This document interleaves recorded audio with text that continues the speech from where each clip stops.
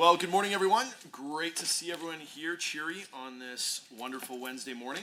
I would like to call this meeting to order and welcome everyone here. The committee has under consideration the estimates of the Ministry of Indigenous Relations for the fiscal year ending March 31st, 2027.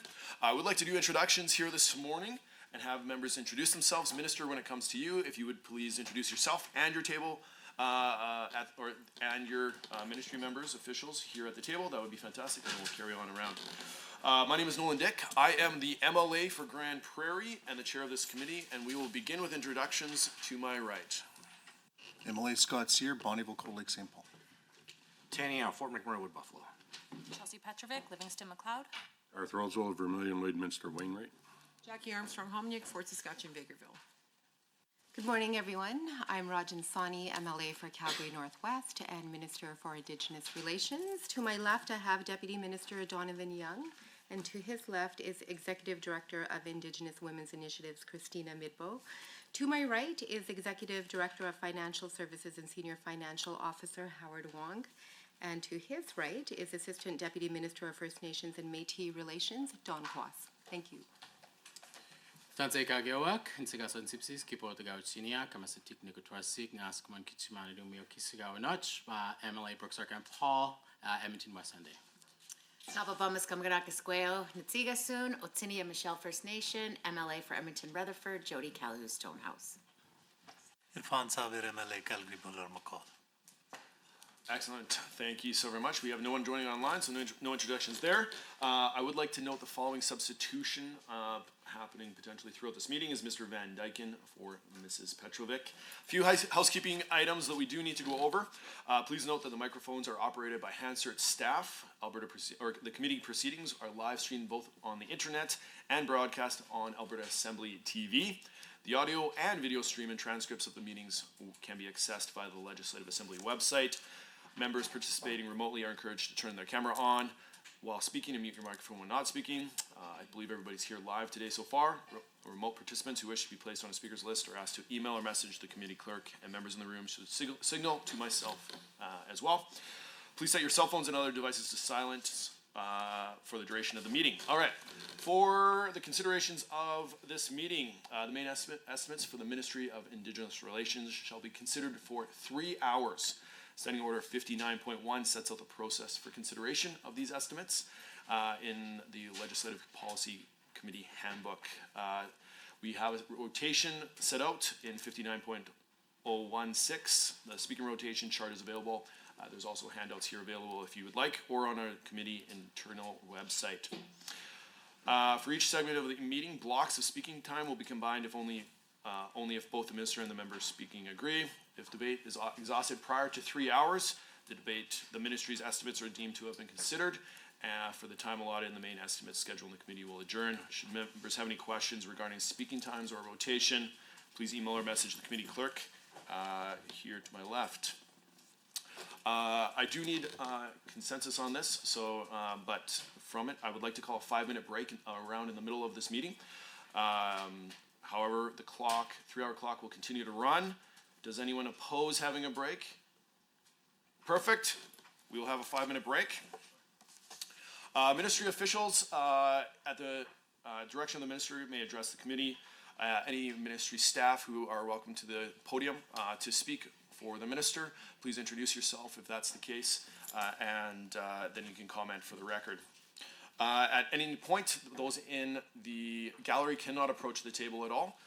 There are pages if you do need to deliver something, so there are pages on hand for delivery of notes or information back and forth. Points of order will be dealt with as they arise. Obviously, we're a great committee and we won't have any, so I look forward to that. Any written material provided in response to questions raised during the main estimates should be tabled by the minister in the assembly for the benefit of all members. Finally, the committee shall have the opportunity to hear both questions and answers without interruption during estimates debate. Debate flows between the chair, myself, at all times, including instances when speaking time is shared between a member and the minister. I would now like to open 10 minutes of opening remarks for the Minister of Indigenous Relations here, and you have 10 minutes, and thank you for joining us here once again today. Thank you very much, Mr. Chair, and thank you to the committee members for inviting me to speak today. I want to acknowledge that we are gathered on Treaty 6 territory, the traditional lands of First Nations who have lived on and cared for this place for countless generations. I also recognize the Métis people who maintain a deep and enduring connection with this land. To begin, I'd like to introduce the other members of my team who are here in the gallery. Chief of Staff, Riley Braun, Press Secretary, Kara Folk, Policy Advisor, Kaylee Townend, Assistant Deputy Minister, Pipeline Indigenous Engagement, Thomas Jurfers, Assistant Deputy Minister of Consultation, Land and Policy, Sarah Wong, Communications Director, Carla Jones, and Executive Director of Executive Operations, Genevieve Turcott. I appreciate the opportunity to talk about how Budget 2026 maintains our commitment to improving economic security, the foundation for cultural revitalization, community-driven growth, and self-determination for Indigenous communities across Alberta. This budget reflects the respect we have for partnerships and our shared commitment to working towards supporting reconciliation. Indigenous leaders across the province have been clear. Relationships aren't built through paperwork or meeting agendas. They're built through action. Budget 2026 empowers communities to act on their priorities with partnership, support, and follow-through from Alberta's government. This budget allows us to continue working closely with Indigenous communities to strengthen relationships and advance development projects together. It also provides greater stability so communities can plan for the long term and pursue their own priorities. Just as importantly, it helps remove barriers to economic participation. We know we must make every dollar count, especially during uncertain economic times. Budget 2026 focuses on sustaining programs that work and building on the progress made in recent years. Budget 2026 focuses on sustaining programs that work and build, as I had said, on progress, but above all, this budget recognizes that reconciliation is not a single program or initiative. It's a continuous process that must be grounded in partnership. Partnership is central to one of our core focuses in the year ahead, the proposed pipeline to the West Coast. Alberta's government is acting as a proponent for this project as we move toward a submission to the Federal Major Projects Office. We are still in the assessment phase, but the potential of this project is clear. A direct connection to new global markets would strengthen Alberta's long-term economic resilience. Further, communities would directly benefit from the opportunities that come with major infrastructure development. Indigenous Relations is leading engagement with Indigenous communities in Alberta and British Columbia to ensure their perspectives shape this work from the outset.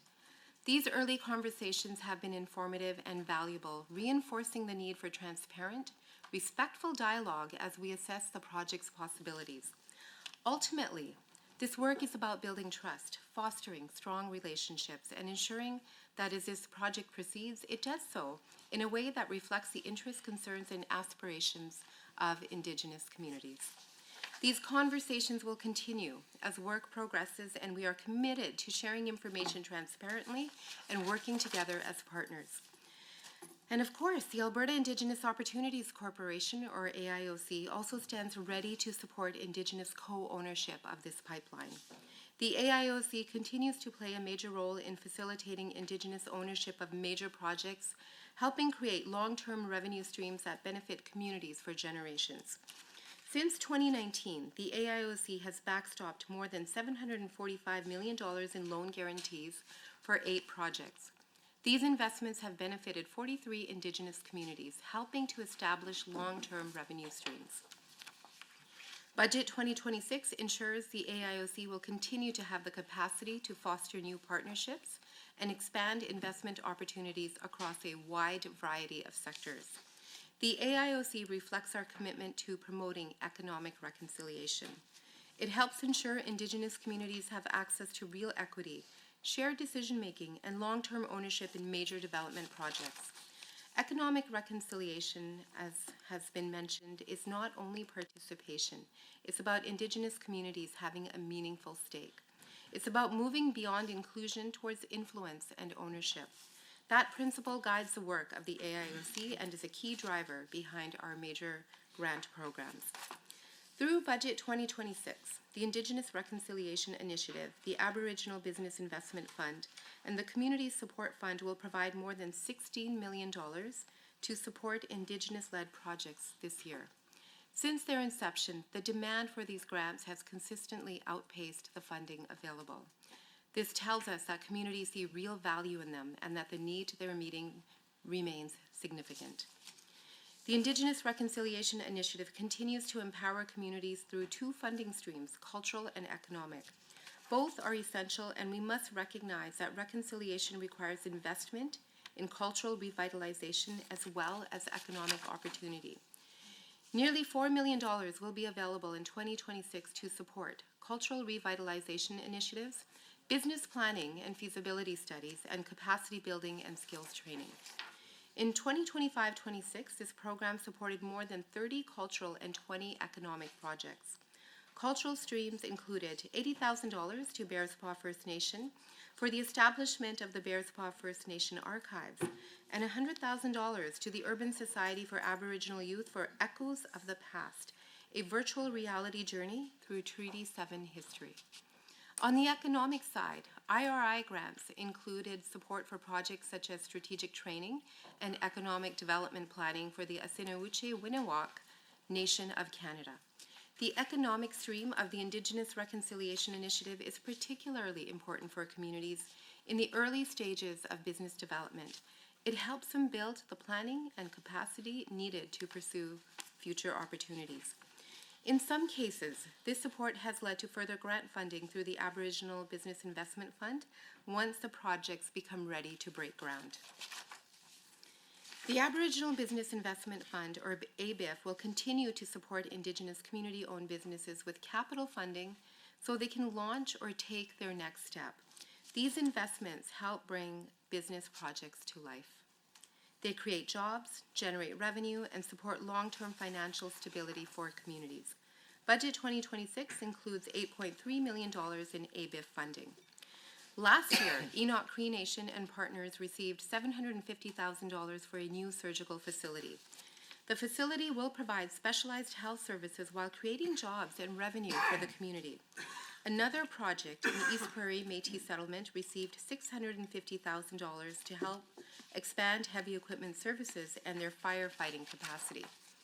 Moreover, in 2026-27, $2.5 million in ABIF grants will be targeted towards projects proposed by Métis settlements.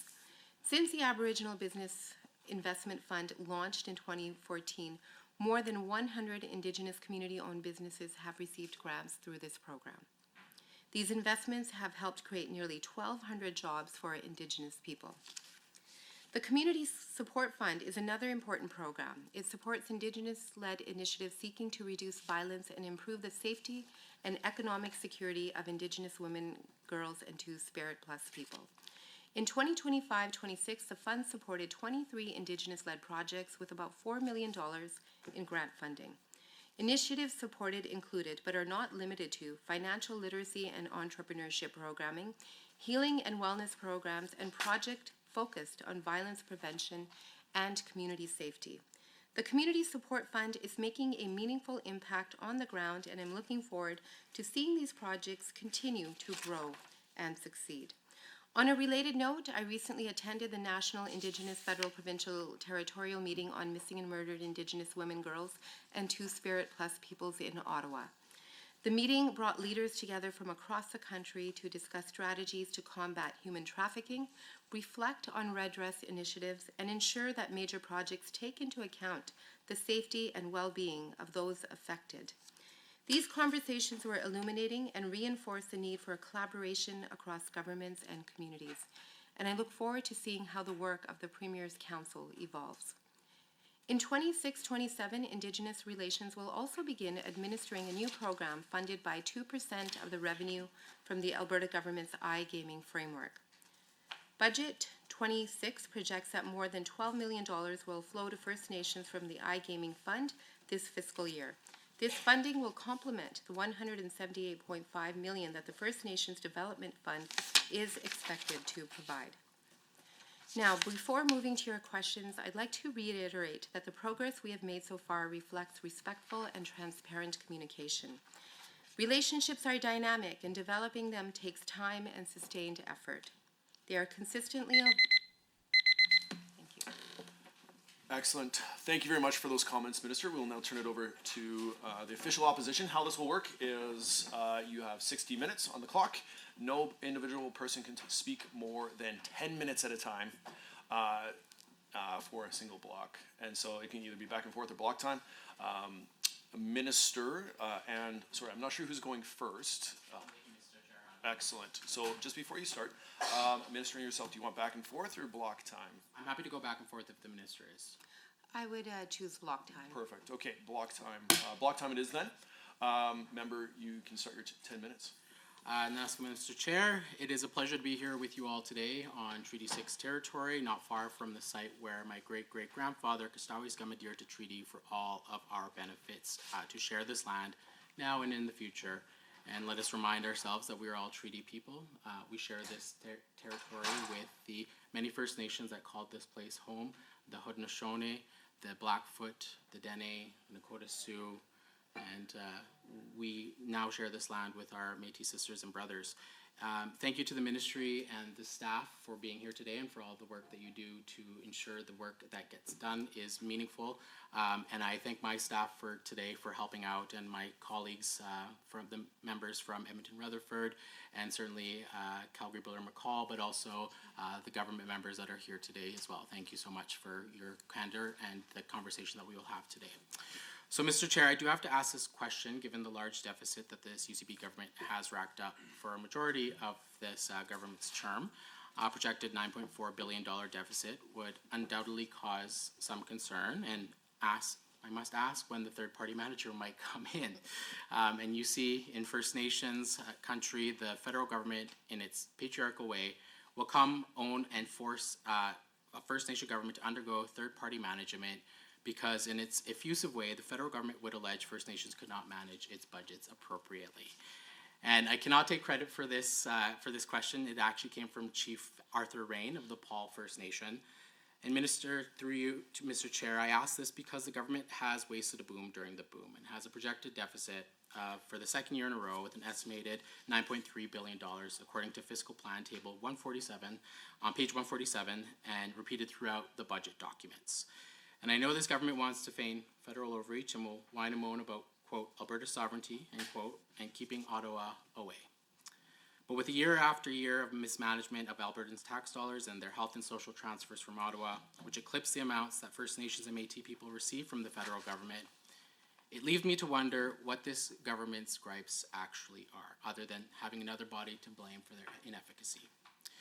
In these budget documents, I do find it a bit rich that this government has no leg to stand on with its gripes with Ottawa when we look at the health and social transfers these governments receive. If I look at Schedule 4 of the Fiscal Plan Tables, page 151, the UCP government is anticipating $7.36 billion in Canada health transfers and $2.198 billion in social transfers.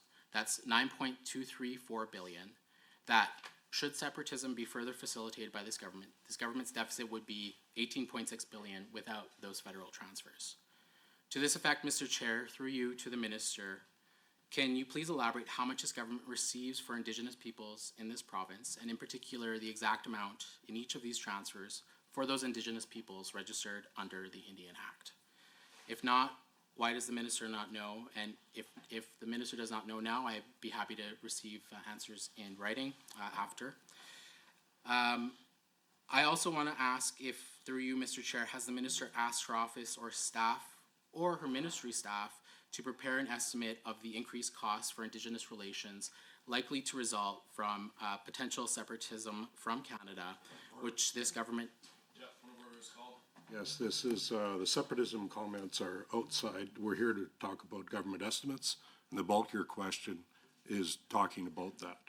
But the separatist comments within it aren't required, and I think you can ask the question without it. So, and this is point of order 23B. Thank you. I don't think it's a point of order. In case of First Nations, fact is that there's a lot of funds that flow from federal government to province to First Nations. And that's a fairly relevant question, and First Nations are fearful that in the event of Alberta separating from Canada, what will be the consequences for them? What will be the funding structure look like? How will province step in to make up for that funding? I think that's a very relevant concern of First Nations. That's within the scope of this estimate, and it's a fair question. And Mr. Chair, if I may. I'll let you this time. Yeah. Thank you. Okay, I will link it back to the budget documents. So I do see that this Ministry on Business Plan 2629 on page 89 is tasked with cross-government. Sorry, yeah, he's still responding to me, I believe, on the point of order, correct? Yes. Yeah, okay, yeah. So I do believe that within that cross-ministry work, this is a relevant question. I do not see this as a point of order. I would like to speak to the budget documents as they reply to this current question. Appreciate the arguments on both sides. On this, we're stretching that pretty far to talk about the separatism perspective based around the budget. I think that's a perspective not of estimates. There's a strong link here. What I would like for you, I think the question outside of that is a fair question, but not to link it to the separatism. However that works itself out, I don't think that's a fair estimate question right now.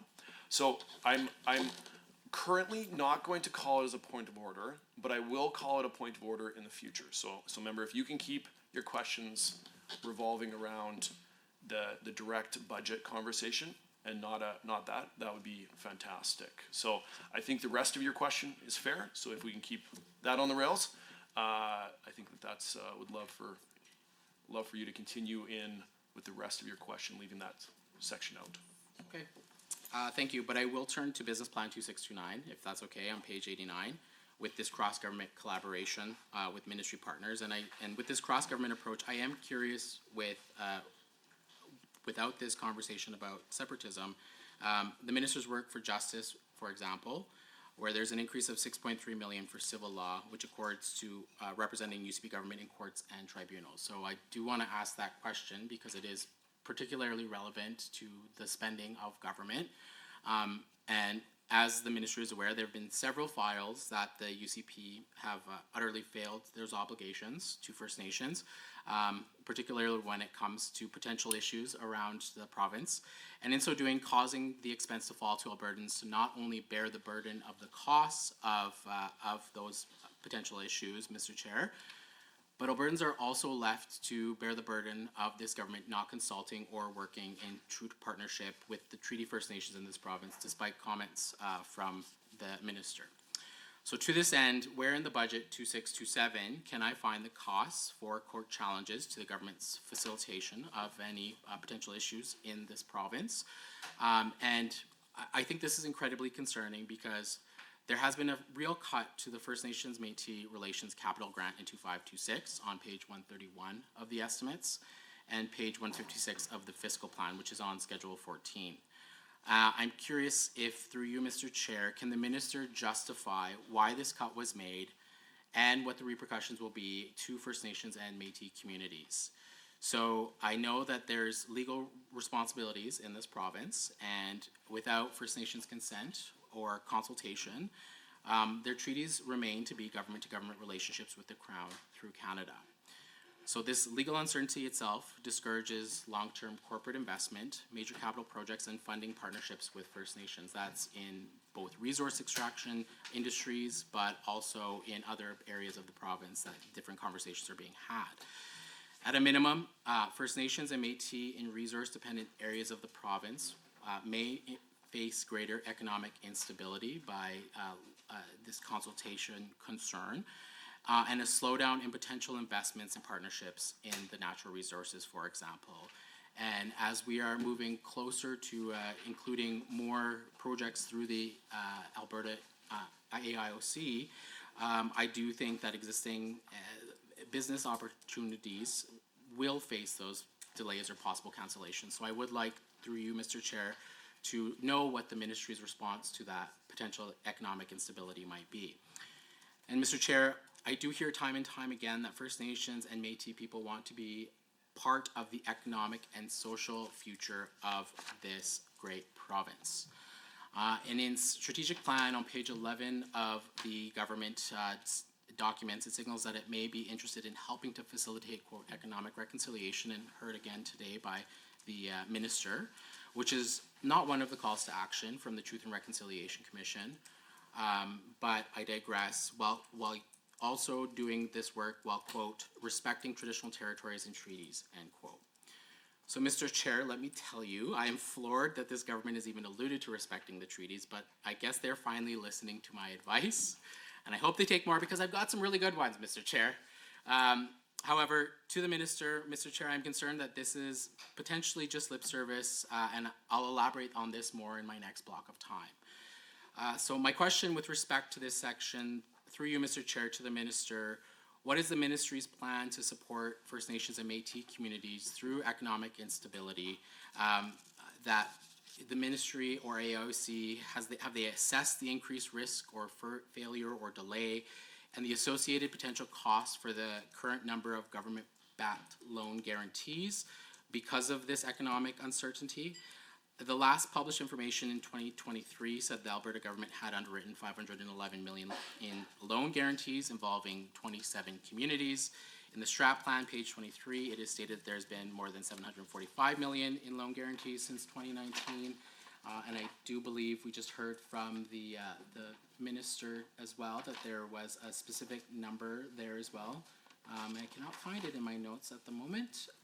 But what is that current amount of government-backed loan guarantees in 25-26? And does the government have any plans to publish this information on 25-26? And further, of the $2 million that goes to the AIOC under line item 9 of the expenses on page 131 of the estimates, how much of that is purely for administrative costs? I do think that potential economic fallout would disproportionately hit Indigenous workers and businesses, particularly in the resource sector. And through you, Mr. Chair, has the minister undertaken or ministry undertaken a risk assessment and developed a risk management plan to support First Nations and Métis communities through this period of economic instability? Because coupled with my earlier comments, I do not see anything in this budget or any of the cross-government ministries to accommodate this work. I do take note that the AIOC's administrative costs are $1.3 million as disclosed in 225, with the board administrative costs being $150,200. Coupled with other expenses, the total calculated in 2025 was just over $3 million in operating expenses for staff alone.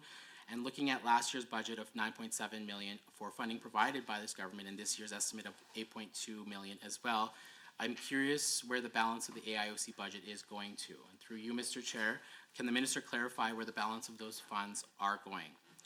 And so, Mr. Chair, for clarity to the minister, I asked on 3 topics: clarity around the AIOC, ministerial aid to assist with economic instability, and monies received from the federal government for Indigenous peoples in Alberta, particularly the health and social transfers, and how the government can justify not being put under third-party management for their third, second deficit. Excellent. Thank you, member, for those questions. Minister, you have 10 minutes and for remarks back. Please go ahead.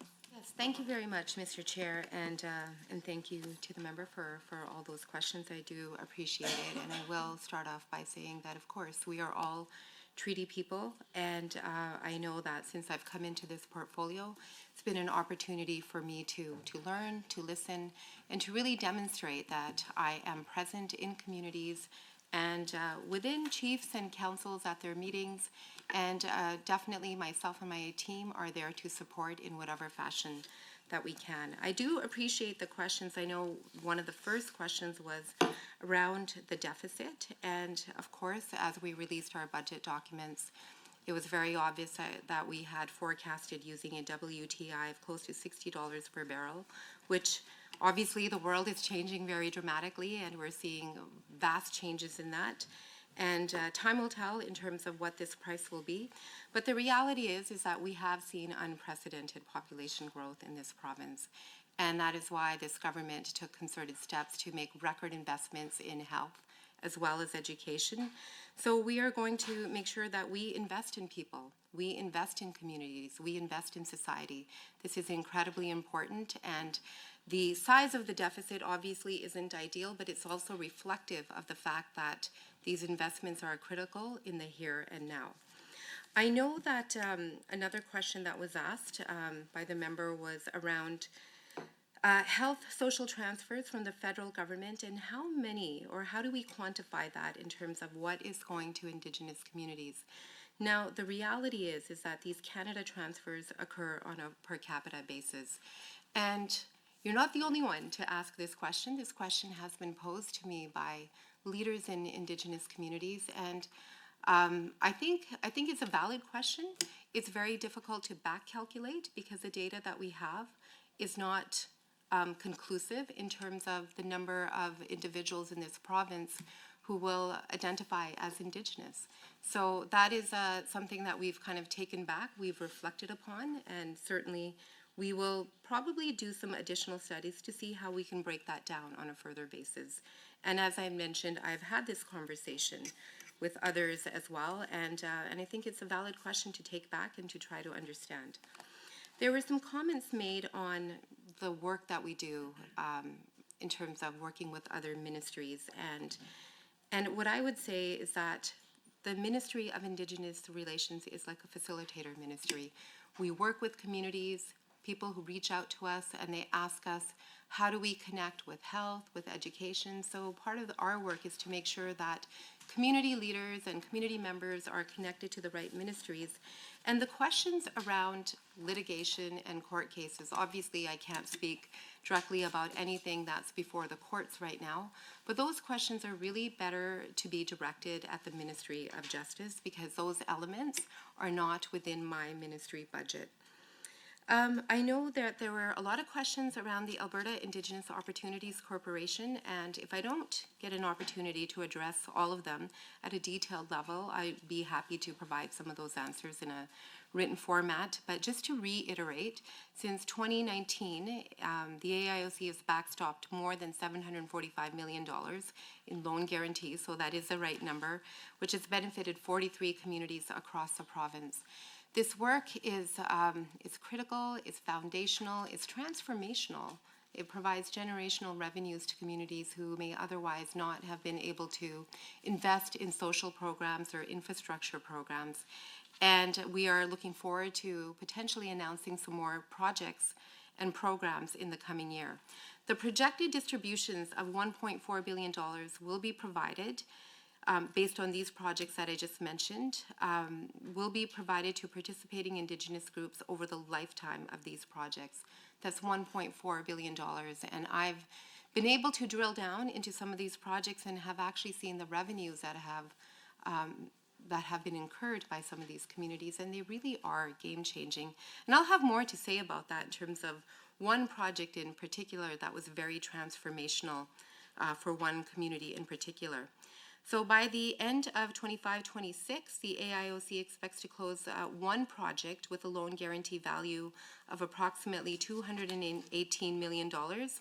And as you know, the AIOC's mandate was expanded to include the tourism sector as well.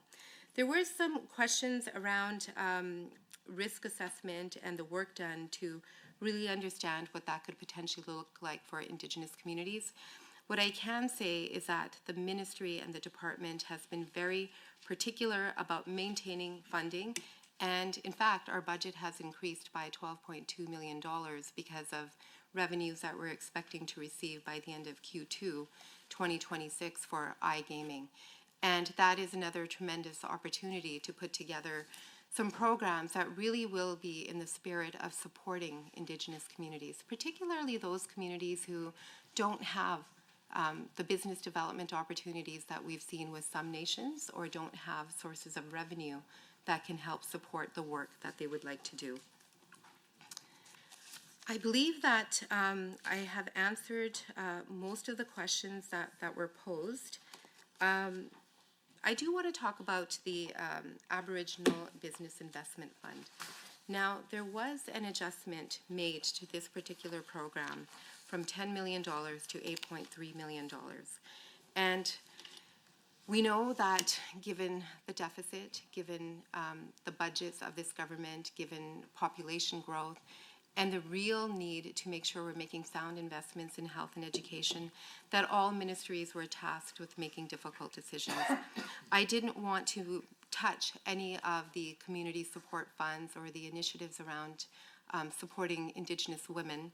But the Aboriginal Business and Investment Fund has been a program that's almost doubled in budget in the last couple of years. So we made this reduction, and we are going to be taking a closer look at the program to see how we can expand it to additional communities.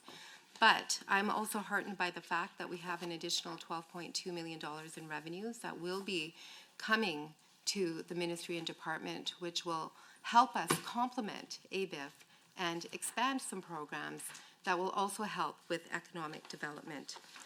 I just want to reiterate again, because we're talking about how we're going to support Indigenous communities through economic upheaval, through difficult times. And once again, my budget is pretty much intact with the exception of this reduction to ABIF, but also supplemented by the iGaming revenues that will come in at the end of Q2.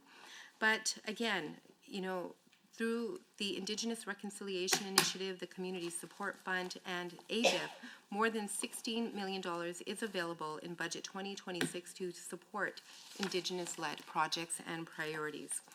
And I'm going to take the opportunity to talk a little bit more about ABIF because it is such an important program. And in fact, I had the opportunity to visit the Kikino Métis settlements to talk about their project. But essentially, it has supported more than 108 community-owned businesses with more than $58 million in support, helping create nearly 1,200 permanent jobs for Indigenous people in Alberta.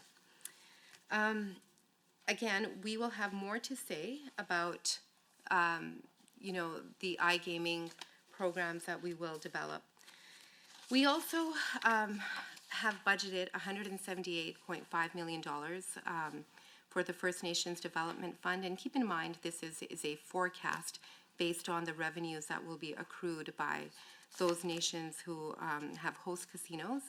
And this program has currently 47 First Nations participating in the program, which includes the 6 host First Nations and 41 non-host First Nations. And I do bring this up even though it wasn't directly asked because I do want to emphasize the level of support, of budget support that is available for Indigenous communities.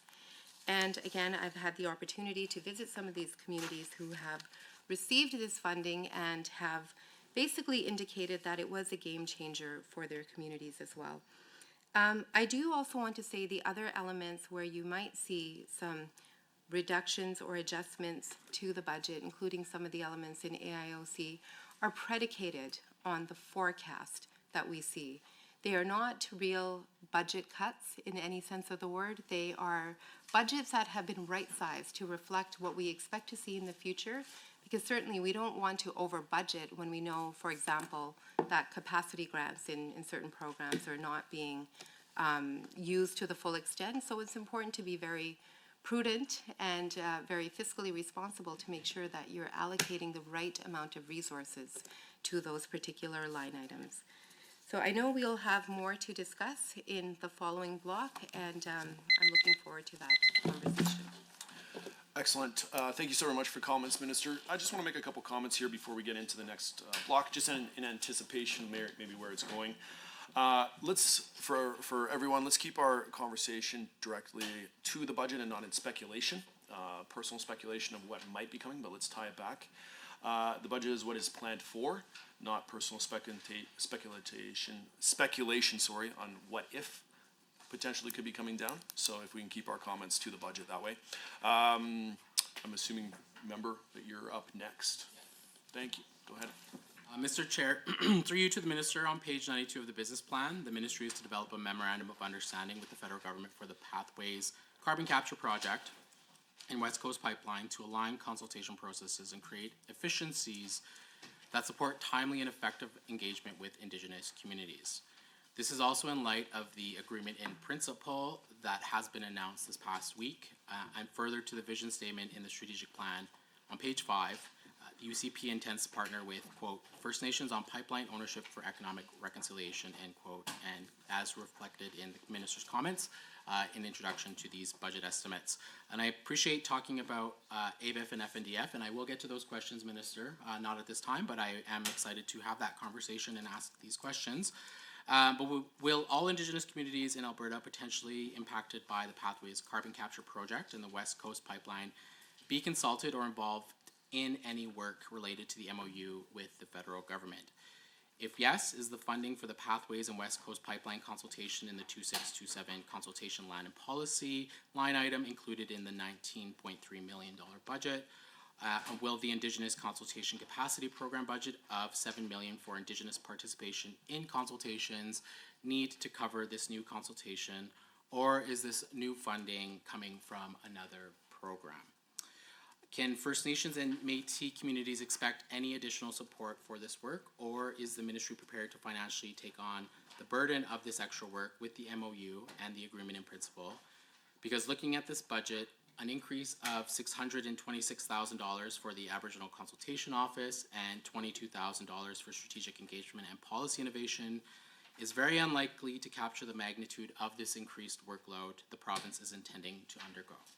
And through you to the, Mr. Chair, to the Minister, I know you are new to this role, so by way of background, I have raised significant concerns with the consultation processes by this government every time I've sat at these estimates, not only because I worked in this prior to getting elected, but also because I hear it from stakeholders, and I'm sure you do as well. This current status quo for consultation and ensuring, quote, Indigenous perspectives are included in land and resource management decisions, end quote, in the description on page 130 of the government's estimates with an increase of $699,000 cannot be reasonably considered to carry the workload needed to undertake this work.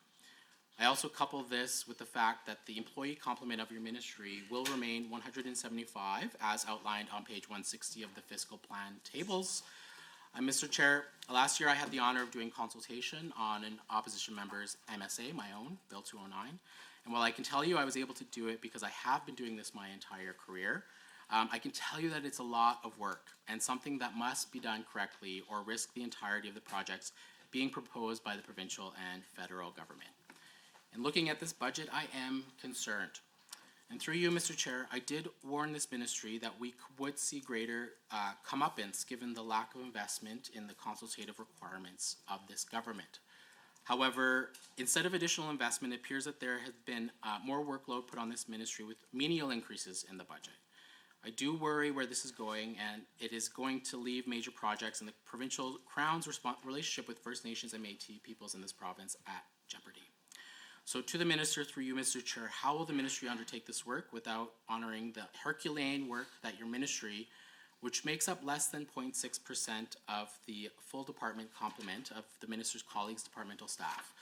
And so I now want to ask Minister, through you, Mr. Chair, about the department's 26-29 business plan positions for Indigenous relations and cross-government facilitator for housing, water safety, consultation, and economic participation on page 189 of IR Business Plan 2629.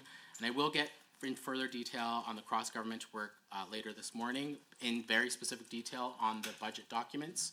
However, when I look at, for example, outcomes 2 and 3 report on departmental performance metrics focused on the percentage of weeks in a fiscal year that consultation adequacy assessments are issued within 4 to 10 days for outcome 2, and the number of Indigenous Learning Initiative sessions given to APS employees over the year for outcome 3. So for my first estimates, I can tell you that between 2.4 and 2.5 and 2.5 to 6, there were only about 5,000 Alberta Public Service staff that have undertaken that initiative in between that period, at least from the numbers that I'm getting from the ministry. Since 2018, 20,000 staff have taken this training, at least from my understanding from the minister. Perhaps that has gone up this past year. That is about 8.6% of the entire FTEs in this province presently. And through you, Mr. Chair, can the minister please explain to me how these 100 sessions are enough, given this math, and how do they intend to provide training to about 50 staff in each session? So roughly, that's how much the calculation could be, about 5,000 staff per year, 100 sessions, that's only about 50 staff in each of those sessions. And further, given that this government has made it difficult for professionals to undertake cultural competency training, I'm curious how this training will be carried out for professionals that do work for the government of Alberta.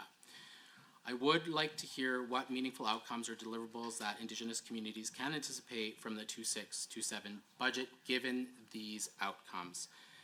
In particular, I would like to know how you intend to address and measure success in terms of, one, the targets your ministry expects to hit in 2627 in terms of jobs and Indigenous employment for government's investments in housing units, water connections, and safety and economic security, as referenced on page 91 of the business plan. In particular, when we look at EPP and ABIF, on page 92 of the business plan, and funding for initiatives to address violence and increase safety and economic security for women and others. Two, the line-by-line dollars tied to those outcomes across ministries. And three, your commitment to quarterly reporting on these targets to demonstrate to First Nations and Métis communities that your promise for progress is real.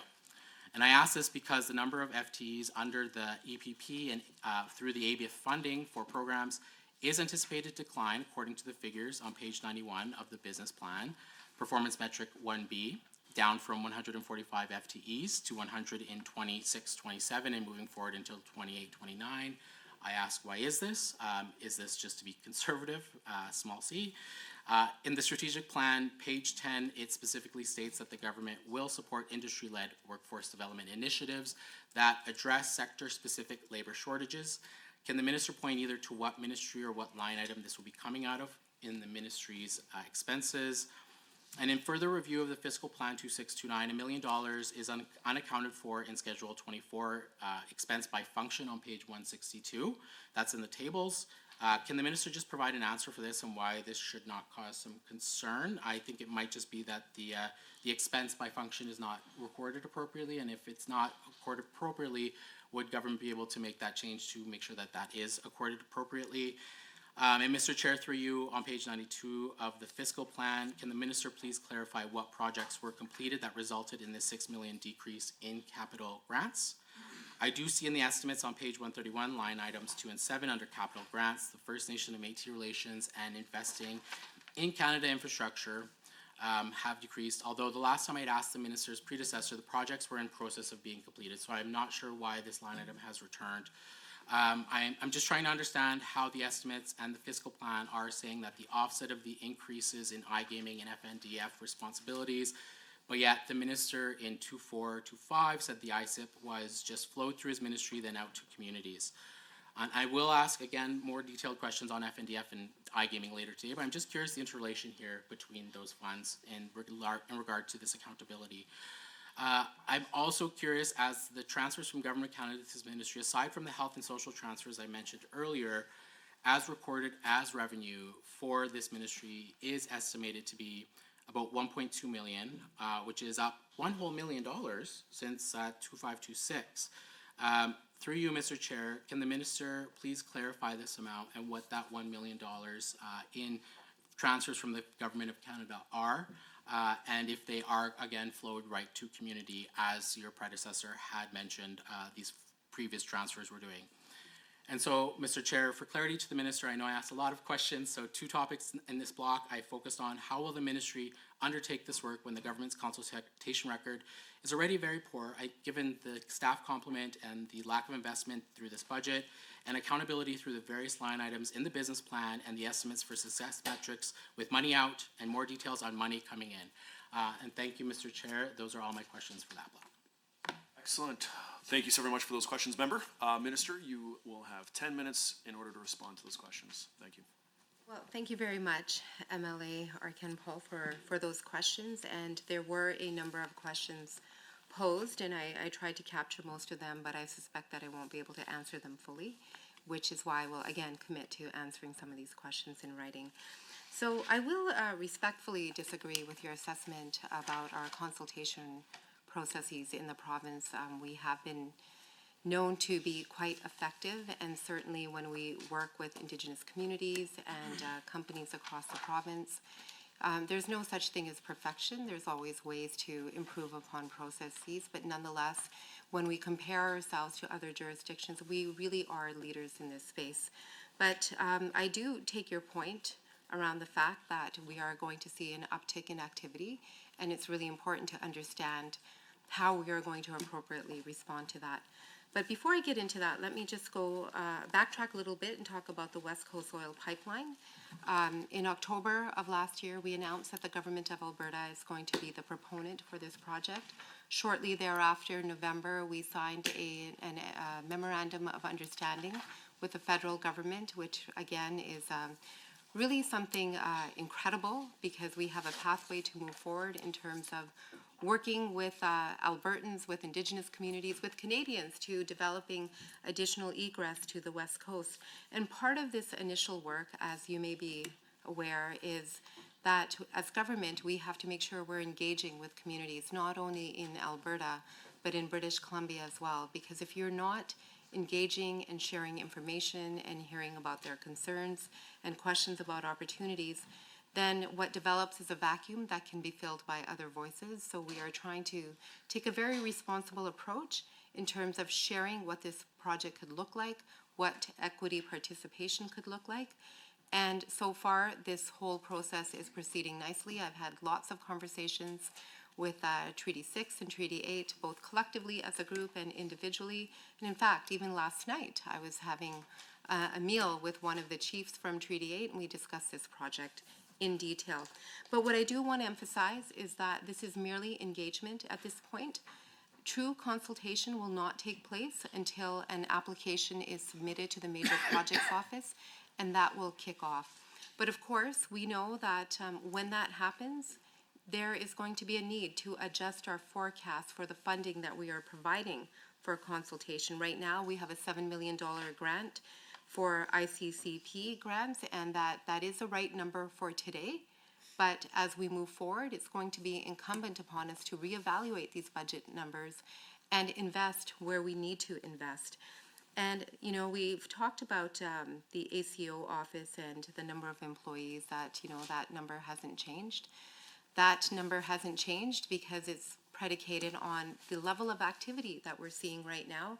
But of course, in the future, this is all going to be something that's going to be evaluated and reviewed, and there will be a commitment to invest monies where it is required. But in this budget, in terms of what we're expecting to see in this fiscal, that those numbers are going to stay the same.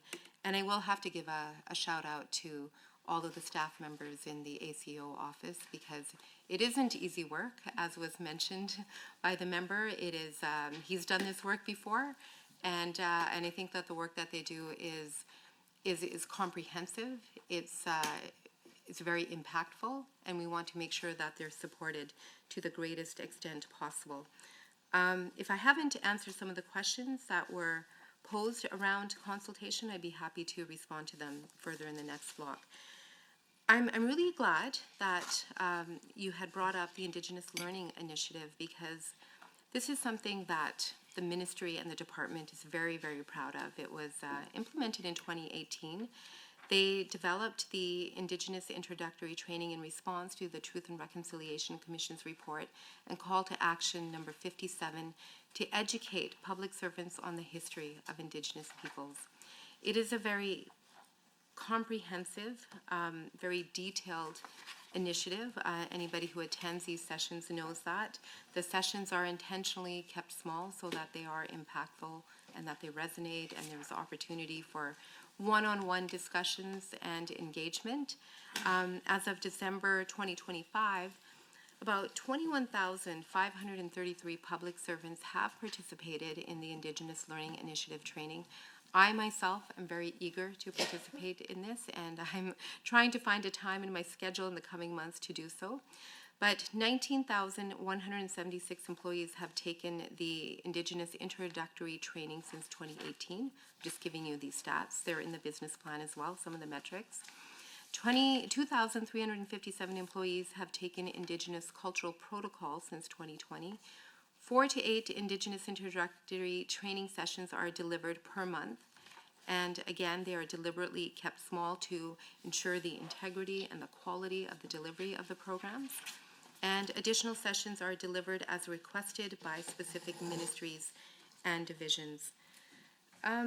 So I think if there are more questions around that, again, would be happy to address that. I know there was a question posed about the Employment Partnerships Program. These programs are incredibly important, and so I put on my old hat of Minister of Advanced Education when I talk about employment partnership programs, because this is a way to create pathways to prosperity, to stability, to actual employment that is really going to matter, and has to be done in a way that resonates with the recipients of these supports so that they feel that they actually have a future that they can look forward to, and that they have a way to work and to support their families. As you know, in Budget 2026, over $4 million is allocated to the EPP program, and we have used it's a labor market transfer agreement with the federal government, and I'm very pleased to say that we use every last penny in this funding allocation. And the intention is to do so again in Budget 2026. It involves working with Indigenous organizations to fund training and employment initiatives and make connections with industry stakeholders who help create jobs. And one of the things that I plan to do outside of this program is to create another program in the future where we work with the Building Trades of Alberta and other trades organizations to make sure that this kind of training is available to Indigenous youth, women, anybody who might be interested. So again, that they have a pathway to a very decent, successful career that offers real living wages.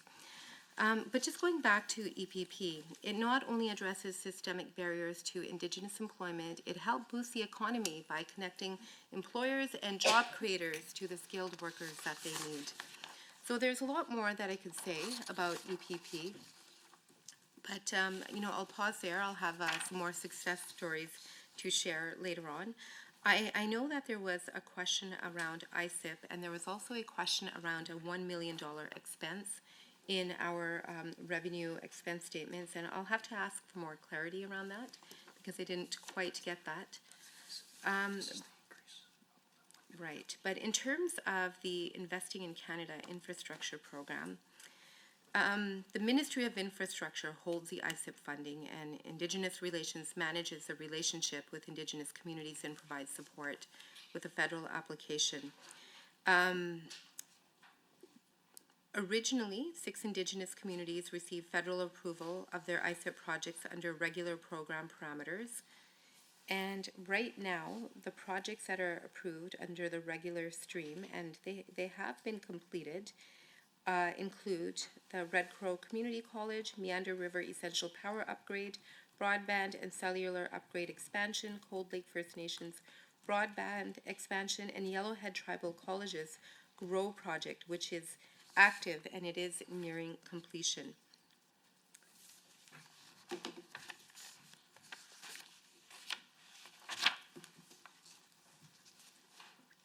Okay, I know that, so that is the ISIP, and certainly we can provide some more information, but I just want to go back to something that I just realized that I'd missed. You had asked this question at the outset.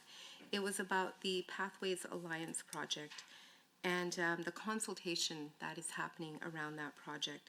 So I do want to reiterate that the government of Alberta, we do have a legal duty to consult.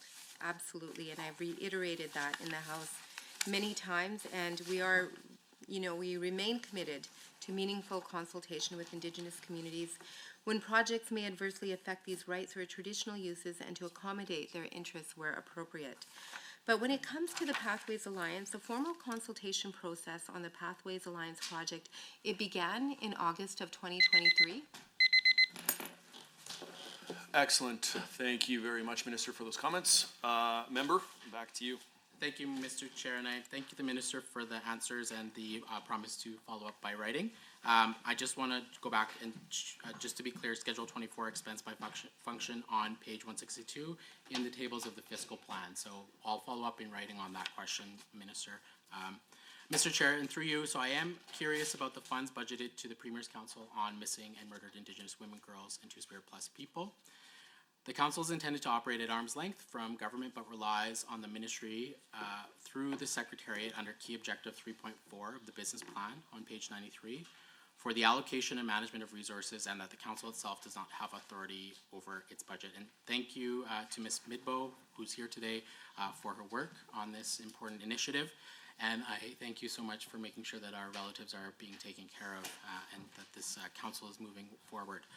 And so, looking at the council, it has expenses totaling approximately $50,000 for 2425, which appears modest given the scope of the council's mandate, including province-wide engagement, advising multiple ministries, and monitoring government actions under the MMIWG roadmap and the 113 Pathways to Justice.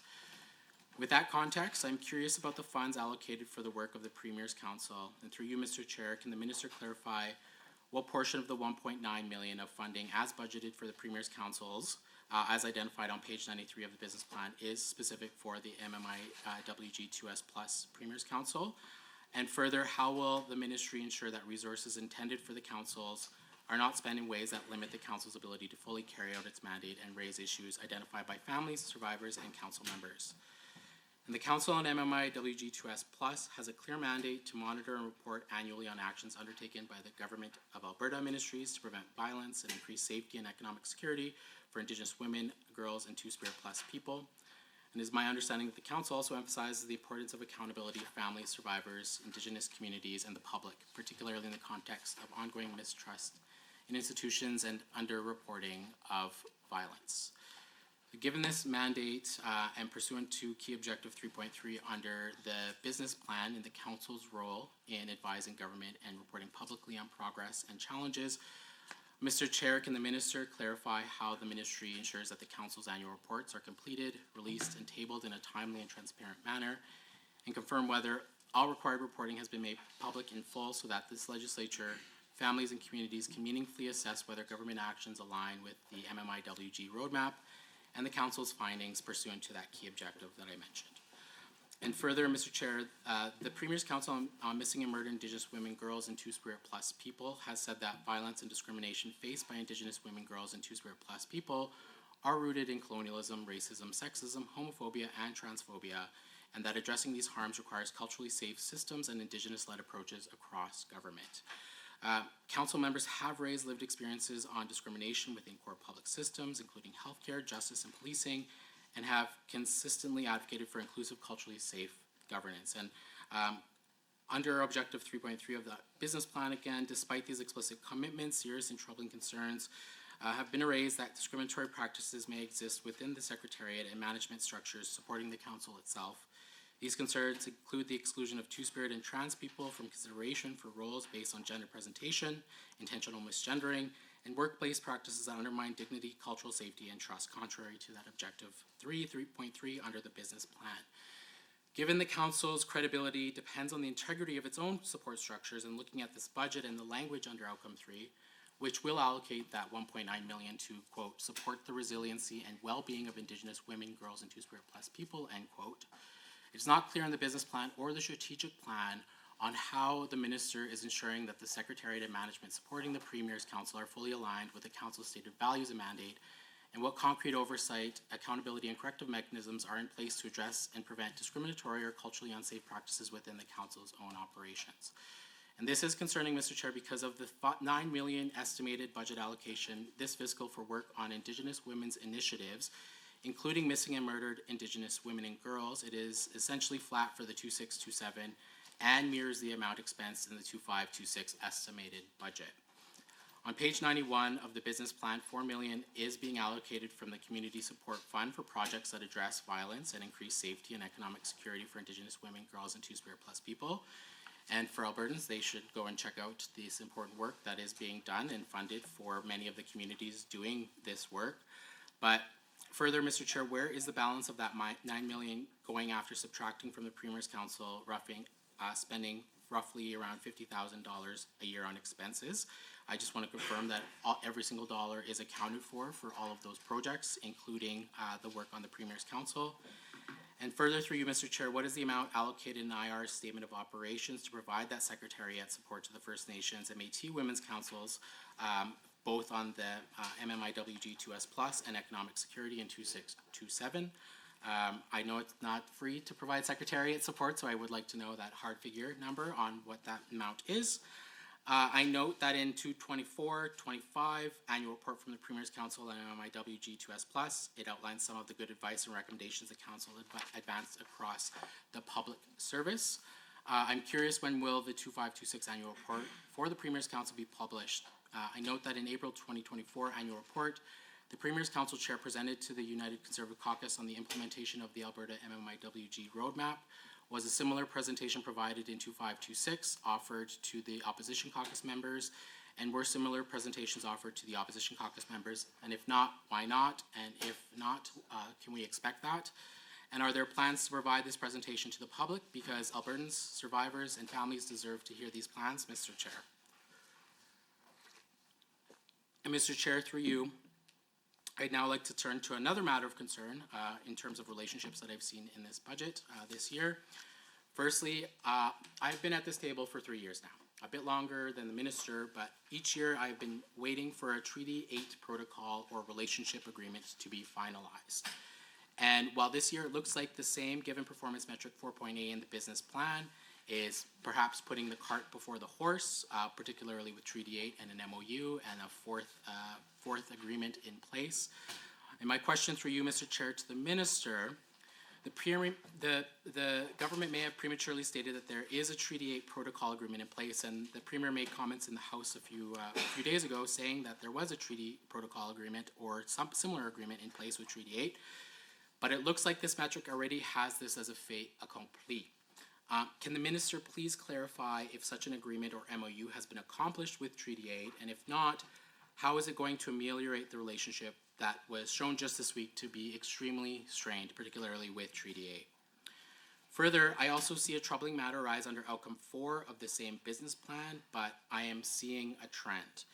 I see $1 million allocated to the First Nations for these agreements and relationships, whereas there is $4.6 million to the Métis, with $1.6 million to the Métis Nation of Alberta Framework Agreement, $1 million to the implementing the protocol agreement of the Métis Settlements General Council, and $2 million for the Métis Settlement Enhanced Community Policing. Coupling this with the decrease in the First Nations and Métis relations estimate this year of $695,000, I am concerned. Only because, Mr. Chair, based on this budget and the business plan, I see the government doing what colonial governments have been doing since the first immigrants arrived on my territory, dividing and conquering. And through you to the minister, please explain to not just me, but the First Nations, why the budget is showing this trend. I do think this is also concerning given what I mentioned earlier today about consultation and the need for greater investment in this ministry to facilitate the much needed work around the MOUs and AIP. Otherwise, they will fail. And I do want to highlight that I think that all work with all First Nations and Métis groups in this province are absolutely necessary, and I do not want to see one take advantage over the other. I want to see very fair and equitable funding to all initiatives. And so through you, Mr. Chair, I do want to ask that question because I don't want to see animosity grow between First Nations and Métis groups in this province. I do think that there is a respect that is owed to both First Nations and Métis folks in this province. And I do think that the budget is highlighting a very concerning thing, particularly in those objectives. And I would like to see some answer from the minister through you, Mr. Chair, on why this is. And so to recap through you, Mr. Chair, for the minister's ease, I've asked about the trend of funding Métis relationships while perhaps underfunding First Nations relationships under those objectives, and greater accountability around the Premier's councils and Indigenous women's initiatives. Thank you, Mr. Chair. Thank you very much. Appreciate that. And with a few seconds to spare, Minister, you have 10 minutes in order, about 6.5 minutes to respond here. Okay, thank you very much, Mr. Chair. I'm going to respond to the questions not in the order that they were posed. I'm going to mix it up a little bit. Just around the Treaty 8 protocol, we don't have a protocol signed as of yet. We've certainly made efforts, and I know Treaty 8 leadership has made efforts. We do have a draft that has been put in place, and we've exchanged this draft with the Treaty 8 leadership, and they've reviewed it. And so there's an ongoing iteration, and it is a commitment on our behalf to try to move towards getting this protocol agreement signed. We think it's incredibly important because those are the tables, and you've heard my predecessor say this before as well, where we can get various different ministries together, whether it's health or education or children's services, to be able to assist communities to get the additional government supports that they might be looking for. So I will commit to continue working on that. I'm continuing to speak with Treaty 8 leadership, with chiefs individually, with some council members as well, to see if we can get this moving forward. So that is the update on that. I just want to talk about some of the comments around, you know, the reductions in budget, particularly I think we're talking about element 2, First Nation and Métis relations. I just want to be very clear that the only thing that has been reduced in that particular element is the reduction that I've already mentioned in the Aboriginal Business Investment Fund. And I take to heart your comments that we don't want to see any animosity between the First Nations, Métis settlements, Métis communities as well, and that's why we have very concerted policies to make sure that we're supporting, and in fact with ABIF grants, this has been mentioned before in this very same room, that we make sure that there is a certain amount that are allocated to the settlements. So just to reiterate again, in terms of the budget, no reductions have been made other than the one that I'd mentioned to the ABIF grant. And of course, our overall budget has been supplemented by the additional $12.2 million of expected revenues in iGaming, which will fill some of that gap that adjustment in ABIF has resulted in. So I do believe I've answered that question. Now, lots of questions on the Premier's Council on Missing and Murdered Indigenous Women and Girls and 2+ people. And obviously, we've had developed a roadmap a while ago, and the Premier's Council, the work that they do is it's very relational, it's incremental, it takes time. Sometimes there aren't too many tangibles that you can actually point to that talk about the incredible work that they're doing. I know that in addition to the council, the First Nations Women's Economic Security Council, the Métis Women's Economic Security Council as well, all of these organizations together liaise quite closely with many of our ministries, including health and education, particularly with the Indigenous Health Division. It's critical work to make sure that the voices of Indigenous people are reflected in some of the policies that are coming forward, particularly in health. That's where we tend to see most of the focus. I do want to ask Christina to talk a little bit about the work. I just want to make sure I give her enough time. But I think one of the tangibles, and I'll just take a minute to talk about this, that has come out of this work is the Aboriginal Alert. I was just recently at an FPT in Ottawa, and Dan Martel had joined me at that event, and he had an opportunity to speak for 3 minutes about Aboriginal Alert.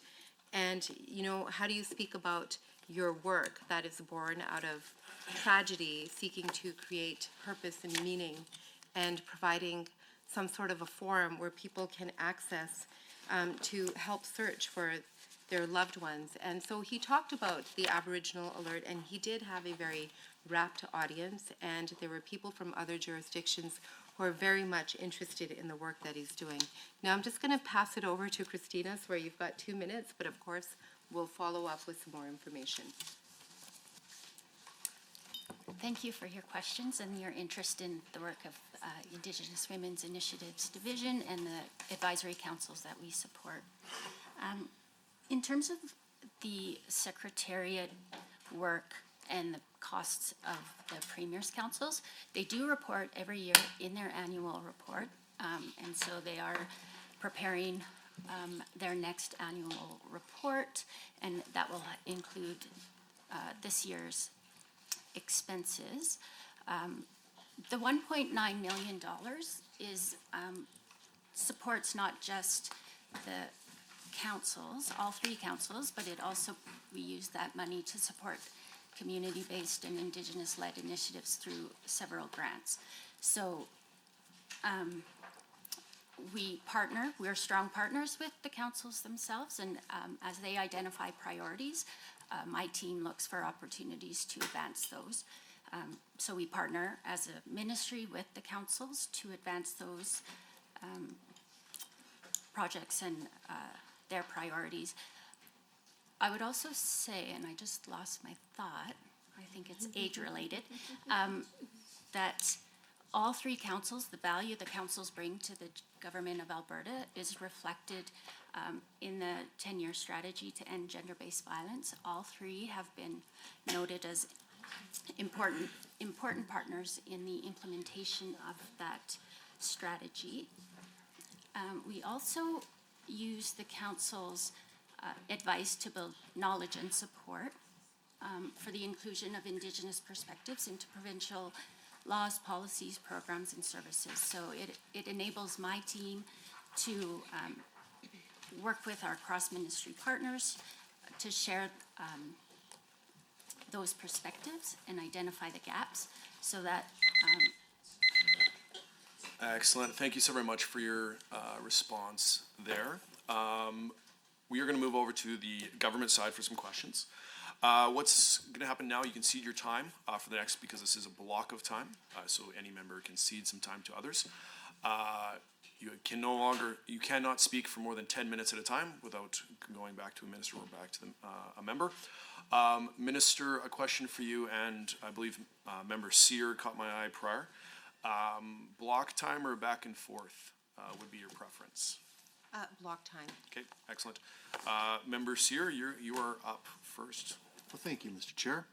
And thank you to the Minister and her entire team for joining us today and the fine work that you're doing.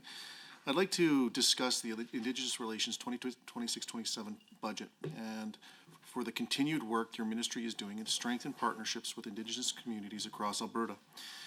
In regions like Bonnyville, Cold Lake, St. Paul, we are working closely with several First Nation communities, including Cold Lake First Nations, Frog Lake, Cahiwan, and Saddle Lake First Nation, as well as the Elizabeth Métis Settlement and the Fishing Lake Métis Settlement.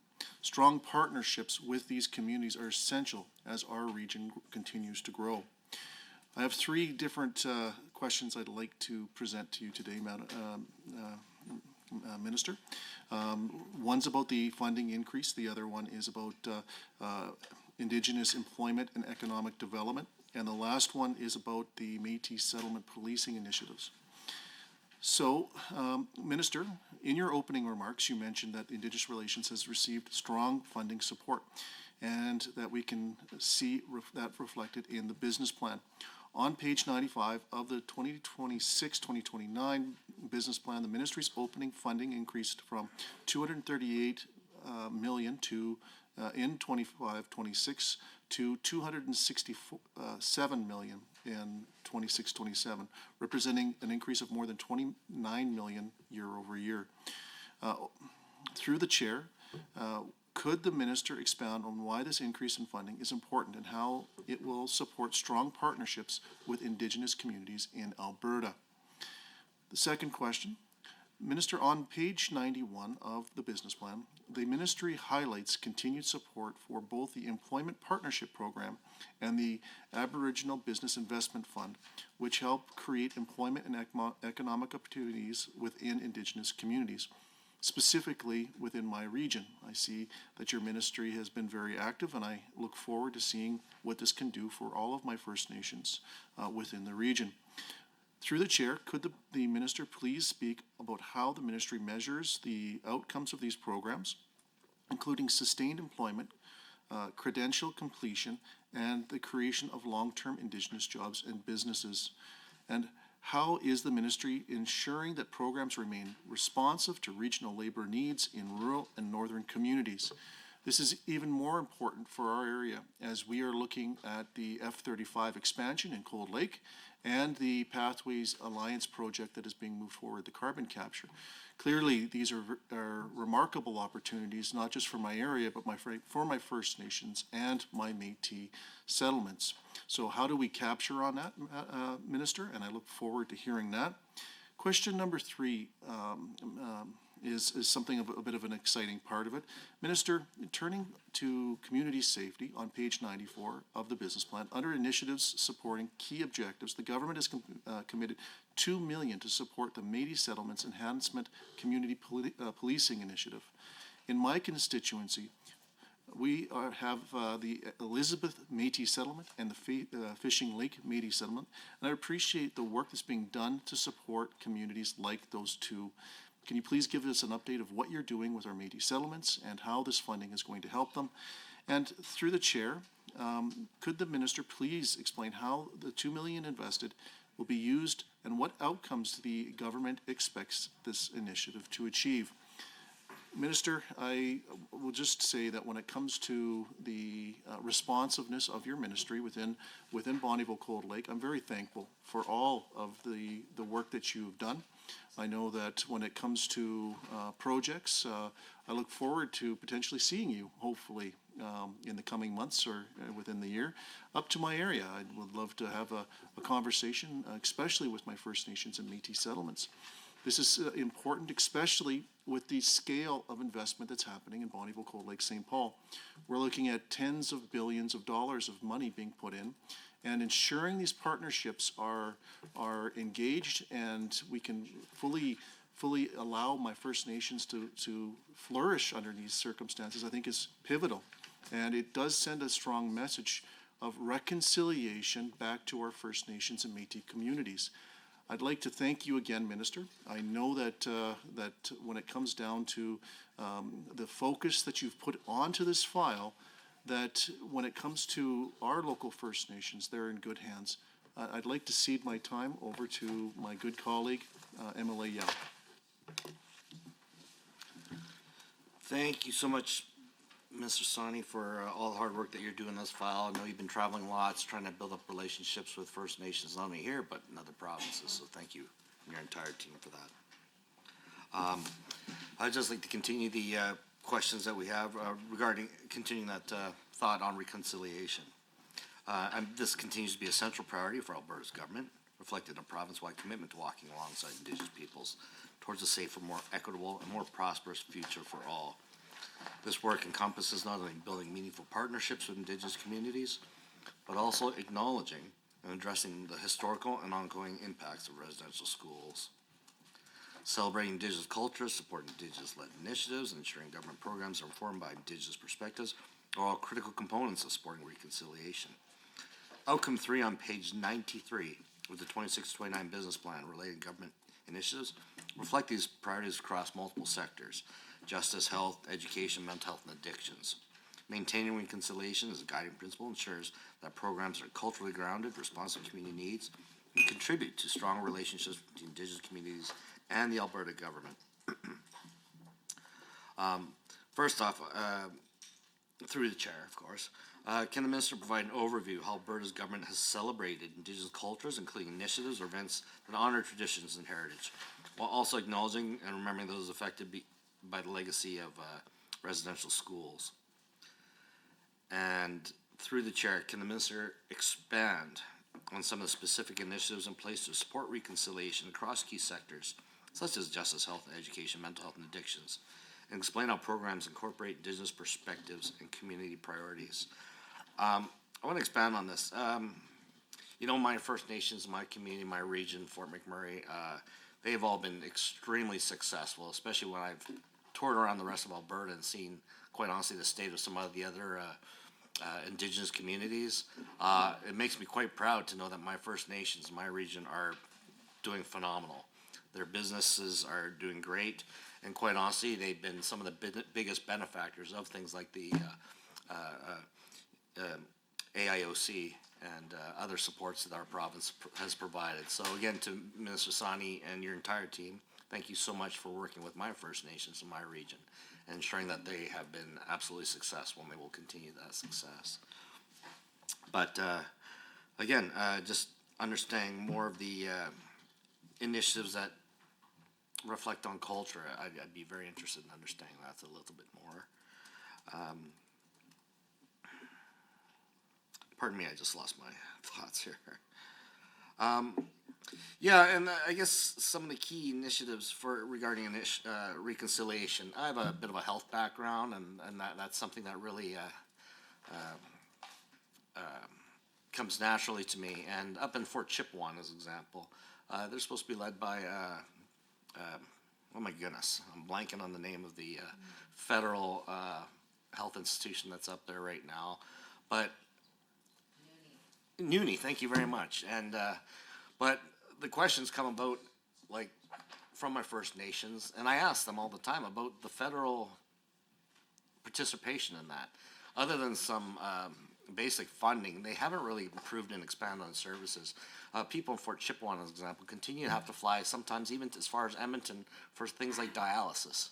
I know over the years, few years here, we've grown our dialysis a little bit in Fort McMurray, but we still see people from Fort Chipewyan going all the way to Edmonton and even Lac La Biche for these things. And again, the federal government, in my mind, is supposed to be responsible for these things, but they're dropping the ball. Alberta will just naturally pick up the slack and try to cover these things. But I'm just wondering if you could explain perhaps a little bit about what is the relationship with Ottawa and your discussions in that regards to supporting these communities.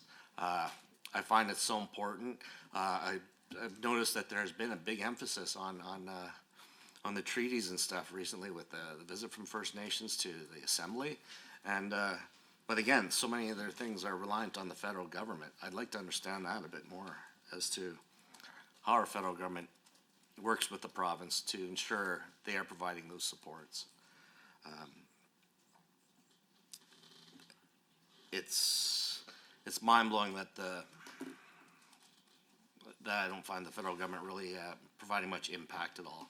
I truly find our province has been really pushing on a lot of these things. So I would love to understand that a little bit more. So again, Minister Son, again, you and your entire team, great work. Thank you so much. Excellent. Minister, you have the next just over 9.5 minutes left to respond, and feel free to start. Okay, thank you very much, Mr. Chair, and thank you, MLA Sear and MLA Yao, for your questions. I will endeavor to try to get through all of them. And I know if we begin with the questions from MLA Sear, the first one was essentially on the budget, and I know I've covered some elements of the budget already in my previous responses, but I'll just give a very high-level overview. So Budget 2026 provides funding across our ministry to continue the very important work that we're doing through a variety of initiatives, including protocol and relationship agreements, Indigenous consultation capacity program, which I touched upon earlier, First Nations and Métis Women's Councils on Economic Security, a range of supports for Métis settlements, organizations, and communities, Native Friendship Centers, and of course many other programs or services. The majority of the increase that you had noted before is for the First Nations Development Fund. That's $17.5 million, where we receive a portion of the gaming revenues from government-owned slot machines and First Nation casinos, and that essentially is a forecast that we receive, and so it can change depending on what the forecast looks like, depending on what we anticipate the level of activity to be at some of these casinos. And similar to the FNDF fund, the new iGaming initiative will be funded through a portion of provincial iGaming revenues and is expected to provide about $12.2 million in 26-27. MLA Sear, you also had mentioned the Employment Partnerships Program. We made changes to the performance measure for this program in the business plan to better achieve intended results. Since 2023, Indigenous Relations has strengthened its performance measurement and reporting processes by improving our data collection, which is very important, and controls, and also regularly reviewing data sources to better align the activities with intended outcomes. So in preparation for our 2026 budget, our ministry further reviewed these objectives, programs, and performance measures to ensure that they are truly reflecting the impact and outcomes that we expect to see for Indigenous communities. So ultimately, we want to make sure that there's meaningful employment opportunities available as a result of these programs. And so we're very centered on making sure that we make adjustments wherever required. And then I'm just going to move on to your next question. It was around Indigenous police services. And Indigenous Relations funds up to $2 million annually to cover the costs associated with enhanced policing on Métis settlements. And we were just talking about this in the ministry yesterday, trying to ascertain like what the future is going to look like with this funding. Indigenous Relations only covers RCMP billing for filled positions, and any unspent funds up to the $2 million are directed towards the Métis Settlement General Council to help promote other safe and healthy initiatives. And I'll have to, give them a lot of credit for really using these funds in a way that does promote those safety outcomes in their communities. The funding supports a dedicated Royal Canadian Mounted, or an RCMP officer rather, to keep it short, whose focus is on the settlement community that they are assigned. The expected outcome is a fully resourced police force that collaborates with each of the 8 Métis settlements and focuses on the priorities established by each settlement. Okay, now I'm just going to move to your next question, which was around the community, social, and economic development efforts of First Nations Métis settlements, credibly asserted Métis communities, and other Indigenous organizations. So we know that the ABIF fund is a very important mechanism for supporting Indigenous economic development. That's been proven time and time again, and I can tell you all kinds of stories about how this particular program has resulted in creating long-term, meaningful employment for Indigenous people right in their communities. We know that a funding adjustment has been made, but again, it's been more than offset by the revenues we're going to see from iGaming. So we're committed to creating additional programs with that revenue stream that will complement the ABIF program. The program maintains a consistent intake and review process to provide clarity and predictability for applicants, even when funding levels change. So what that essentially means is that we work very closely with communities whenever they submit an ABIF application, and we want to make sure that communities are successful in these applications. We always get more than we can possibly fulfill, but that's why it's really important to make sure that they are spread out evenly throughout the province and everybody has an opportunity to gain from these grants. And that's why our department staff liaises very closely with these communities to ensure that they have all the elements that they need in their applications. But ultimately, funding decisions are merit-based and guided by established program criteria to ensure that projects demonstrate viability and meaningful community benefit. I'm just going to jump to MLA Yao's question on reconciliation, essentially. So I think this is a really important question, and I think you brought up some really good comments around, some of the lack of health supports that you see up north, and I'm going to get into that in a minute. But you wanted to have some additional information on how the government has celebrated Indigenous cultures. And so in my first year, so essentially last year, I did host a National Indigenous Peoples' Day celebration in partnership with the Royal Alberta Museum. It's a wonderful celebration. It included prayers from elders, Elder Saddleback. There's Métis jigging and singing, traditional dances. On the National Day of Truth and Reconciliation on September 30th every year, I hosted a commemorative event at the Reconciliation Garden on the legislative grounds, and I was happy to see lots of representation from Treaty 6 and Treaty 8. And it was a very poignant celebration. We had prayers from Elder Makokis, songs of reconciliation, and I don't think there was a dry eye in that area at all. And so we are going to continue to make sure that we honor the children who never returned home, and we continue to support survivors, their families, and we continue to walk the path of reconciliation together. Your second question was on the specific initiatives in place. We do have our protocol and relationship agreements with Blackfoot Confederacy, the Stoney Nakoda Tsuut'ina Tribal Council, the Confederacy of Treaty 6 First Nations, and the Métis Settlements General Council that facilitate cross-government initiatives, and I have met with all of them except for one, the Blackfoot Confederacy. We have a time set up in April to have that meeting. The Premier attends all of these as well as various ministers.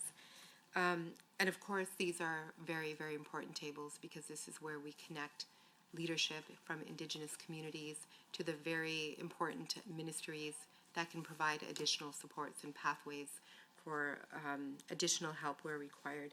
I did want to address your comments around the lack of dialysis in certain health facilities that are very important, because when I spoke to chief of the Mikisew Cree First Nation, when I first met him, he brought this up, and he brought up the fact that his mother had passed away recently from cancer.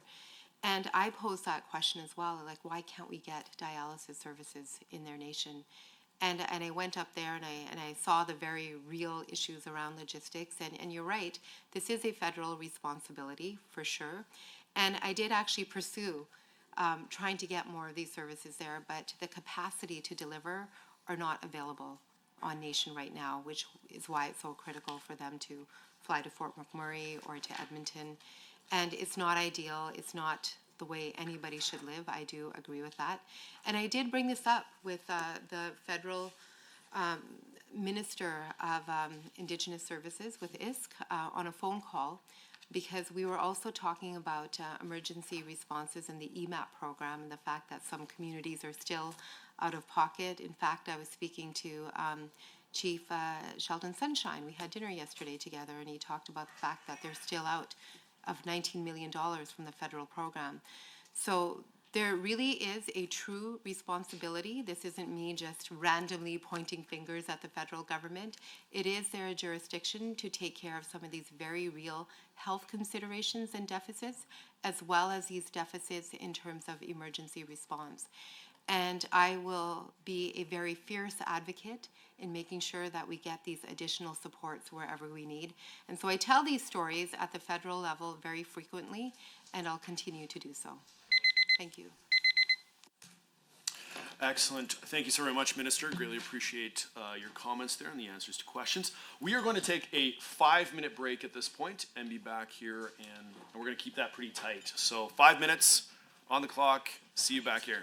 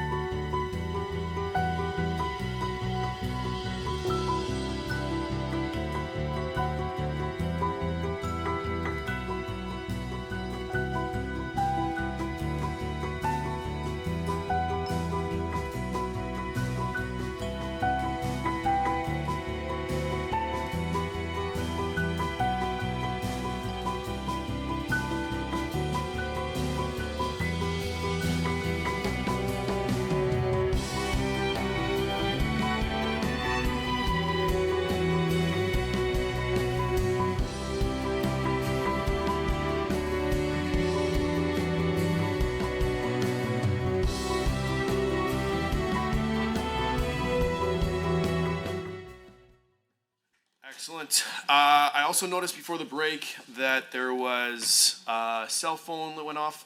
In the future, any cell phones that go off in the middle of the meeting, we would ask that those members make a donation to their favorite charity. So while we hadn't set that precedent in this meeting or yet, we will from this point on. So thank you for everyone for doing so.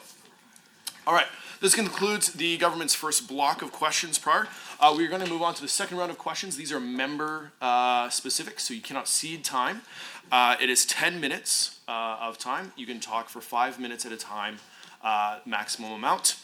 And so we will begin this with the official opposition. So you can speak up to 5 minutes, and then the minister can respond. Minister and member, I'm not sure which member, Arcan Paul? Yep. Would you like shared time or block time between you? I think I'm open to what the minister wants, block time. Thank you. I prefer block time. Perfect. Well, we'll continue in that way then. Block time member, you have 5 minutes. Thank you, Mr. Chair. And through you to the minister, according to IR's statement of operations on page 95 of the business plan, the ministry will flow nearly $191 million from gaming initiatives. What makes up this estimate of $191 million for 26-27? I note this is up from $155 million last year. I do think it's pretty noteworthy that these First Nations casinos make up 12.7% of the entire gaming and lottery revenue of this province, at least according to Schedule 4 of the tables in the fiscal plan. The closest any figure has gotten to how much we represent the Alberta population, given that First Nations people represent over 3.4% of the Alberta population, and despite all the underinvestment elsewhere. But on page 92 of the expenses in the fiscal plan, an increase of $12 million in iGaming revenue is forecast, and $8 million of on-reserve casino gaming revenue is being transferred to the First Nations Development Fund this fiscal, which I assume accounts for that increase in the dollar amount from the last year. This $20 million adds to the expected $178.5 million under the FNDF in 2627, which is up from 25-26 when it was $161 million as budgeted, but 170 forecast. Through you, Mr. Chair, can the minister elaborate why there was this discrepancy? And further, through you, can the minister confirm whether there are any FNDF funds being used for the administration of the FNDF by the ministry? I know that the exchange of slot machines and the changing of the slot machines on host First Nations does account for part of that, but I'm curious about the administration of that FNDF and the costs thereof to the ministry. There is an agreed formula for the allocation of the nation revenue from government-owned slot machines in First Nations Casino. Will that same formula be used to allocate funding from the $12 million iGaming revenue, or will there be a separate agreement? And I do think I heard the minister say in the opening statement that there was a percentage, and correct me if I'm wrong, I think that was 2% of iGaming. And I note that on page 62 of the revenue section of the fiscal plan, it has a forecast of $75 million for iGaming in 2627, which would roughly be about 16% of that going to this ministry. How did this government arrive at that calculation of, I think 2%, the minister said, because I see about 16%. Unless I'm wrong, correct me if I'm wrong. Will current host First Nations receive 75% of iGaming revenue and non-host First Nations receive 25%, similar to what the FNDF is currently set up, or is there a different relationship that's in place there with respect to the changes in the money that will be received from iGaming? I'd also like to take this time to ask about ABIF. I am a bit dismayed by the $2 million reduction in ABIF funding from last year's budget to this year's budget, as the minister, as he then was proud to have doubled in size in the last year since the two budgets prior. Through you, can the minister please clarify why ABIF was reduced in this budget, and is there any plan to return it to the $10 million target that was in place? Because I take note of the minister's comments that only reduction in her budget this year was through ABIF, and I do understand that from her conversations and with the previous minister's conversations that it was a game changer for First Nations and Métis communities. And I understand that the predication on the forecast and the budgets being right-sized, as the minister says, I do anticipate, I would wonder if there's an anticipation for it to go up when there is a plan for additional monies with WTI potentially going up in the next year. I also see that the capital grant under First Nations and Métis relations on page 131 of the estimates, and I am curious if that is part of that calculation. I do think the minister confirmed that, but I would like to hear that 8.3 that has been identified in the page 131 of the estimates is that amount. And while I've been at this table, I have issued my concerns with AIOC, and the ABIF was one jewel that did provide that 58 million in grants since 2014, and I would hate to see further cuts to this program because unlike the AIOC, Indigenous nations do not have to go into debt to develop their economies with this capital grant. So I would ask through you, Mr. Chair, can the minister commit today or in writing that ABIF will be restored in future? If not, why not? Because I do think that loan guarantees are a lot different than capital grants, particularly for First Nations that have been deprived of the riches of this province as we anticipated to live together and did not cede any minerals to a depth of a plow. Thank you, Mr. Chair. Thank you very much. Minister, you have 5 minutes to respond to questions. Okay, thank you very much, and thank you very much for those questions. I know that one of the questions was around how we came up with the 2% and in regards to the iGaming revenues. And I know that the ministry is involved, including Service Alberta, did consult with host nations and other Indigenous communities, and ultimately it was a cabinet decision to come down to 2% as being the appropriate number. And of course, that's going to result in over $12 million of revenues accruing to the ministry. We are still going to be deciding how we're going to allocate those dollars. There will be discussions with the chiefs as well as other Indigenous communities around that, and we're going to develop some program parameters around that as well.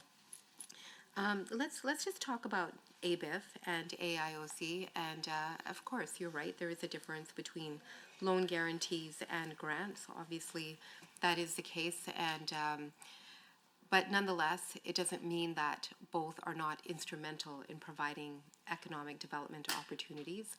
And certainly with AIOC, I've discussed it at length already. There have been 8 projects where over 43 nations have participated in these projects, and that has resulted in tremendous amounts of revenues that have already flowed to these communities, and over the lifetime of these projects, it's going to be in excess of $1.4 billion of revenue. And this is significant, and I've heard lots of feedback from the communities who have participated that they are able to invest in social programs, health programs, in housing with these revenues that are unencumbered. They don't have to report to anybody. They don't have to answer to anybody because it's their revenue that's coming in as a part of their equity participation. But I just did want to reiterate that. But when it comes to the ABIF program, yes, this program has been reduced. Every ministry was tasked with looking for some savings, and I was very firm that this is a program that creates jobs and it creates employment opportunities, and these are lasting, meaningful employment opportunities. So when it came down to really understanding which programs were we going to take a look at, ABIF was one of the programs that we thought we really need to figure out how to expand it so more communities have access to these funds. And as the iGaming revenues come in, we plan to use those revenues to help complement ABIF. So while it looks like a reduction on the surface, it is actually a reduction. It will be complemented, this program, with other programs that we're going to announce later in the year. When it comes to some of the community responses that we've received around ABIF, I can tell you that certainly Enoch Cree Nation has been a recipient of this grant, and they've talked about how investing in surgical facilities is going to be a game changer for their community, to have these facilities on reserve, to make sure that people have access to these supports very, very close to their own communities, that are culturally sensitive, that are responsive to their needs, is something that they've been talking about for decades. So this is one of the examples of how ABIF has really supported communities beyond economic development. It's about making gains in health and social initiatives. I think I've touched upon the questions that you had posed in regards to ABIF. And again, it was the only reduction that the ministry saw, and it was complemented by an additional increase of $12 million in iGaming revenues. There was, I think, a comment around the difference between FNDF forecasts this year as compared to last year. Again, I just want to emphasize that these are not budget allocations per se. They are always predicated on a forecast of the level of activity that you will see at the host casinos, and this is what we're expecting to see, and that explains the uptick in that number. There was also a question around how much of this budget allocation is directed to administrative activities, and the answer is that it's less than 2%. So out of that budget, you can expect that less than 2% is going to go towards administration. And of course, we have to have staff. We have liaison officers as well who work with communities to make sure that these funds are directed to their priorities and they support in getting their applications together. And that's why administrative support is important. Excellent. Thank you so very much. Our next section will be the government side. MLA Rosewall, you have 5 minutes. Thank you very much. So far, we've touched a little bit on the West Coast oil pipeline, and I'd just like to expand on that, maybe some different questions so that we can get a more fulsome discussion about what's happening there. So the Alberta government has repeatedly emphasized the importance of respectful and early engagement with Indigenous communities on major infrastructure and economic development initiatives.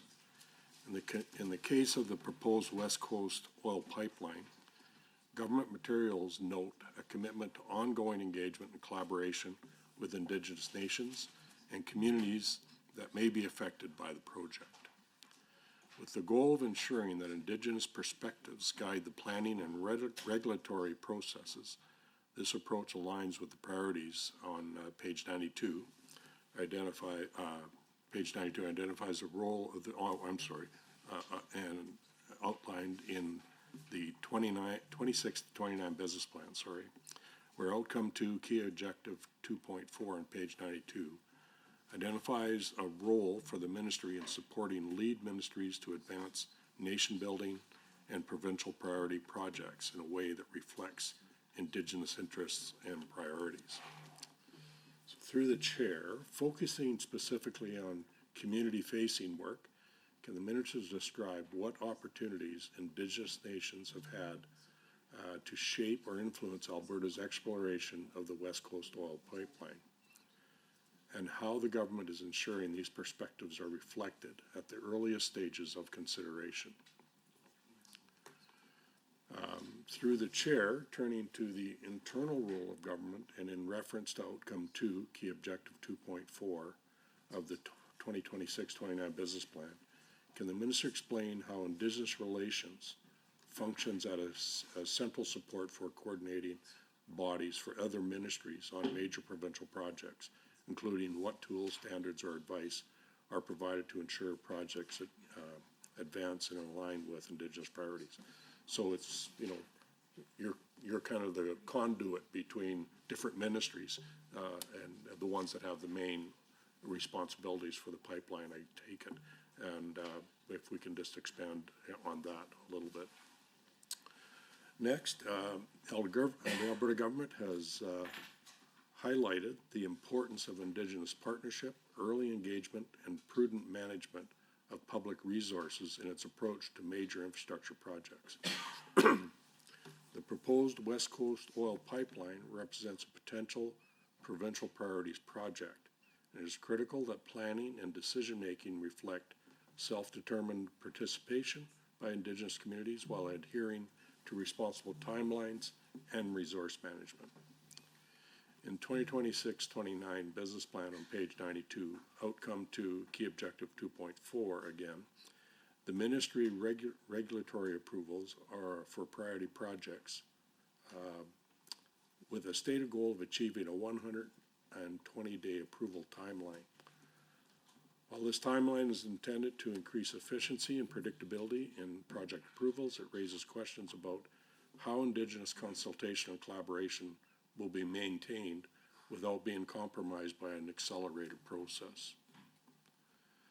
So, through the chair, can the ministry explain how the government is ensuring that early planning and engagement of the West Coast Oil Pipeline is grounded in Indigenous partnership and self-determined participation, while also making prudent use of public funds? Through the chair, regarding the 120-day regulatory approval timeline referenced on page 92 of the business plan, can the ministry clarify what this timeline entails in practice and how the ministry will ensure that meaningful consultation with Indigenous communities continues without being constrained by an accelerated approval process? I know in the past when we've been trying to get approval for like the Trans Mountain Pipeline, how long that took, and it just seems to never end in the conversations. But how is 120 days going to be able to accomplish the goal and still account for making sure it's fully consulted and everyone feels like they've had an opportunity to have their complete say? So I'll leave that to the minister to answer. Thank you very much. Excellent. Thank you, member. Minister, you have 5 minutes to respond. Thank you very much for these questions. This is a very important, very exciting project that we're embarking on, when we talk about the West Coast Oil Pipeline and the Memorandum of Understanding with the federal government. It really does require all hands on deck. And so as the Minister of Indigenous Relations, I've been doing some work that is very different from what my predecessor did before me. And that really does involve working with communities not only in Alberta but in British Columbia as well. I had mentioned this before, that whenever a project of this scale is announced, it's very important to be in community to talk about what it means, what the opportunities are, what the challenges are, where we're at, because if you don't do that, then you end up developing a vacuum, and then other voices, such as NGOs perhaps, could fill that vacuum with information that isn't always correct. So we are very much in the early stages, and part of what I've been doing is talking to communities, BC Coastal First Nations, the actual chiefs who are there, not the association itself, about what this could potentially look like. I've had 4 trips to British Columbia thus far. My last trip, I met with Treaty 8 nations in British Columbia, and we had a very robust conversation. But ultimately, I'm always very clear with them that we are just having preliminary conversations. We are, going to start with a meet and greet phase, and then we're going to talk about your concerns and your worries, and take that back to the technical advisory group, who takes these comments and these ideas and aspirations and reflects them in the work that they do. So there's no route that has been determined as of yet, and we are still the proponent. We are very optimistic that a private sector proponent will come forward. Some of the comments that we've heard is that we want to make sure that this isn't Northern Gateway 2.0. We've heard that directly from communities, because that was a project where Indigenous voices were not intrinsic to the whole process. There were decisions made at that time before speaking to Indigenous communities. So we're doing the exact opposite. So I've met with, McLeod Lake Indian Band, Kitsum Killam, the Gitxalan Ulip government. I've met with Metlakatla, Lakwalams, Gitigat First Nation, Niska, Lissam's government. There's so many nations that I've been able to connect with in BC, and we've actually taken their comments to heart. So one of the items that was brought up very early in this engagement process was around marine safety. And obviously these communities rely on the land and water for sustenance and their livelihood. So some of the questions that were posed to us, we took it back to the technical advisory group, and there is a video that has been produced as a result of that. You should be able to find that very shortly on our website that we've put together around the West Coast Oil Pipeline project that talks about the different elements of marine safety, how far we've come, how the situation has evolved in terms of vessels that are on the water, the double hull system. There's a West Coast Marine Response Corporation that was it's industry funded, that received further investment to make sure that we had more vessels that could help out with safety. So all of these kinds of considerations are, again, taken into account to ensure that we are reflecting these concerns in the work that we do. Now, I know you had also talked about the 120-day regulatory approval timeline. When the federal government announced Bill C-5, there was a clear commitment to making sure that regulatory approvals would be expedited. And of course, there have been concerns expressed around what does that mean? What does fast tracking mean? Are you going to take shortcuts? I can assure you that when the consultation gets kick-started, once the application is submitted to the Major Projects Office, there are going to be no shortcuts that are in place. The regulatory red tape and burdens that are there because of government policy is one thing, but the consultation that has to take place with Indigenous communities has to be done properly and appropriately, because we all have that legal duty to consult, and it is the right thing to do. So our, our early feasibility work is structured, again, to understand whether Indigenous communities also have interest in economic participation, governance involvement, or potential partnership should the concept advance. This is another very important element to emphasize because people want to know how they can be involved in the project. Excellent. Thank you very much, Minister and Member, for those questions. We're going to turn back over to your side. I'm just going to make a blanket statement here. I'm assuming we're just going to do block time for the rest of the meeting. I think everybody's anticipating that. Member, you have 5 minutes. Thank you, Mr. Chair. So on page 118 of the strat plan and page 135 of the Primary and Preventative Health Services Business Plan, there's an allocation of $6.1 million to First Nation, Métis, and Inuit communities and organizations through the Indigenous Primary Healthcare Innovation Fund. How many organizations are already identified and how much will go to each initiative? If the Minister doesn't know, I think from the conversations we've had earlier, she may provide me an answer to this in writing.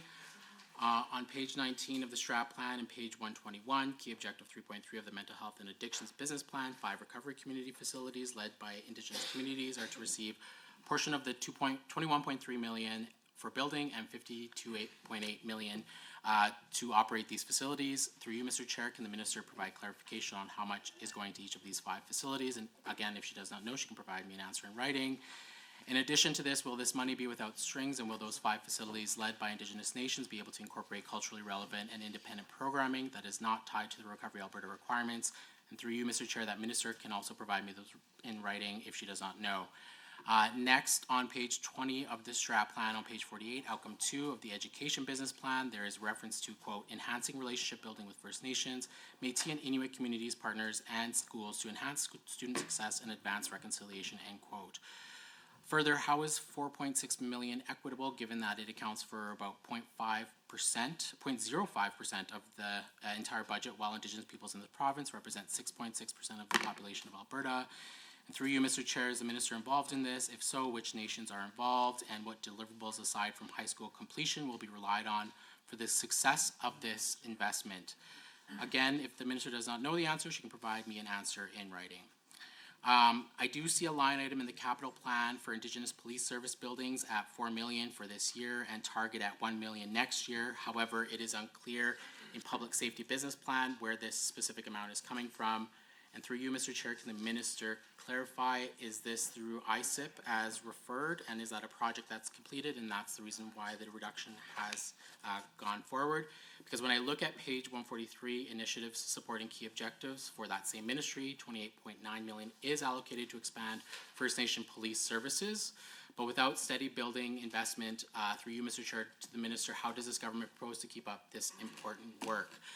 And now I'd like to turn to the page 95 of the business plan to ask a question about ministry support services and the funds from 2627 compared to the budget and the forecast for 2526. So it looks like the jump on page 95 of that business plan, the expenses of $263,000 for ministry support services has been changed from budget to this forecast, which was, my understanding, overspent from last year's budget.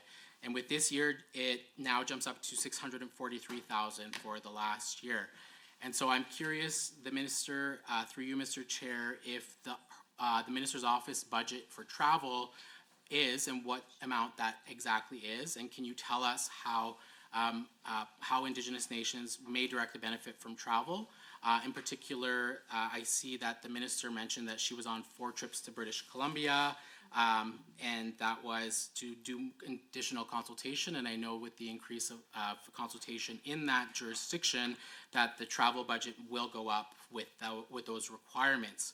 And I would like to ask if that travel budget will also include visits to all 48 First Nations and all 8 Métis settlements, and if not, why not? I would wonder if the minister has visited all of those nations within her portfolio.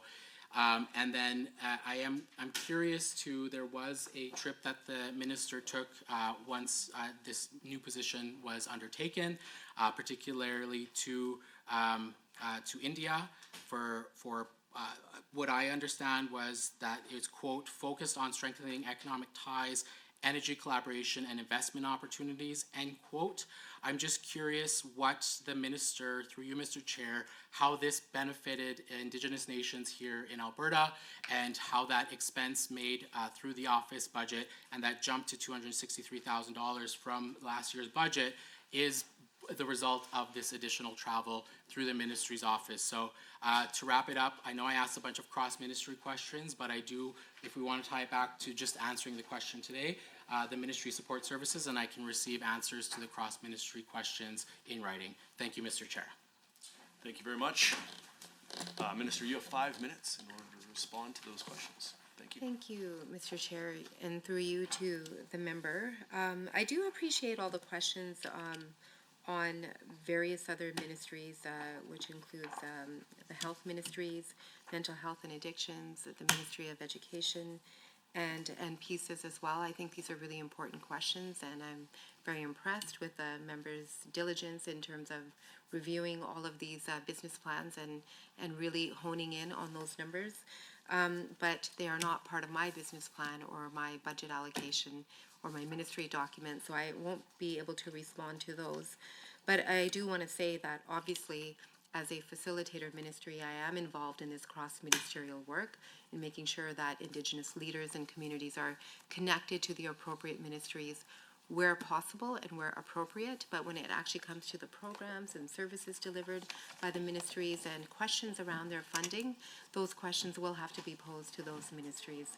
And I will give them a heads up, but certainly you can ask in writing for further detail around those budget allocations around that. Sorry, through the chair. If there's any other questions around that, I'd be happy to answer that, but the actual details around the budget items will have to go to those ministries and departments. I know that there was a question on ministry support services and the uptick as compared to budget and the 2026-27 estimate. And the reality is that the majority of that uptick is related to public sector compensation. There was some collective bargaining that happened, salaries went up, and that is reflected in these numbers here. And other than that one adjustment that was made to the ABIF grant, and there's some minor adjustments made to AIOC, to the capacity grant component, there have been no other changes in the budget, and any increases that you may see are generally related to the public sector compensation. I do want to talk about travel a little bit because I think this is it's an important topic to bring up. This project, the West Coast Oil Pipeline, the Memorandum of Understanding necessitates that someone from government is undertaking engagement with First Nation communities in BC, with Indigenous communities in Alberta. And it is my desire and hope that I will be able to make it out to every First Nation in Alberta and all settlements in the next year or two. I know that my predecessor took about 4 years before he actually was able to go to every community and I know he was much more active in this regard. I've been quite busy with this project and going to meet with some of these communities in British Columbia.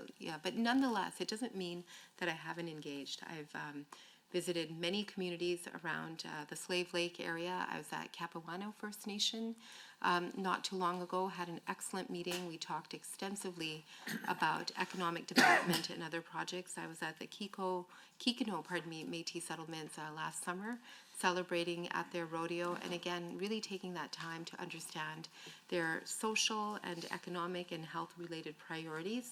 So that is, it is a motivation and an initiative that I'm looking into a little bit further in terms of how am I going to get to all of these communities? How can I structure my schedule and work with communities as well to make sure that these visits can happen, because there is no substitute for face-to-face interaction. You can have meetings online, you can have phone calls, but the experience that you receive when you actually go into community and you talk to the elders and you talk to some of the women who are survivors, and you hear about their stories and their challenges and the unique attributes and characteristics of each community, that is a learning experience that cannot be replicated in any other manner. So this is a priority for me. I understand that communities are also wanting to see me on the ground. Certainly, Councillor Tracy from Sturgeon Lake First Nation has asked me many times, when am I coming out to visit? We've tried making it out, and I know the chair is aware of that, and there are cancellations on both parts, but it's still a priority of mine to make sure that I make it out there. So travel is important. It's all covered in the existing budget, and most of my travel next year is going to be in province, with the exception of a few visits to BC. Excellent. Well, thank you so very much. We move back over to the government side. Member Armstrong Hominick, your 5 minutes are up, are ready to go. Okay, thank you, Chair. Through you to the Minister. First of all, Minister, I want to recognize and thank you for all the work you and your ministry do, your involvement in the community, your many great relationships you've built, which I know you do a lot, and you do a really good job of it, and the exceptional job you're doing as the Minister of Indigenous Relations, and your staff are noted, and it has been brought to my attention how wonderful you are to work with. So I want to ask, Chair, through you to the Minister, the urban Indigenous population in Alberta is young and growing, with approximately 70% of Indigenous people living off reserve or off settlement, representing a substantial portion of the province's Indigenous population.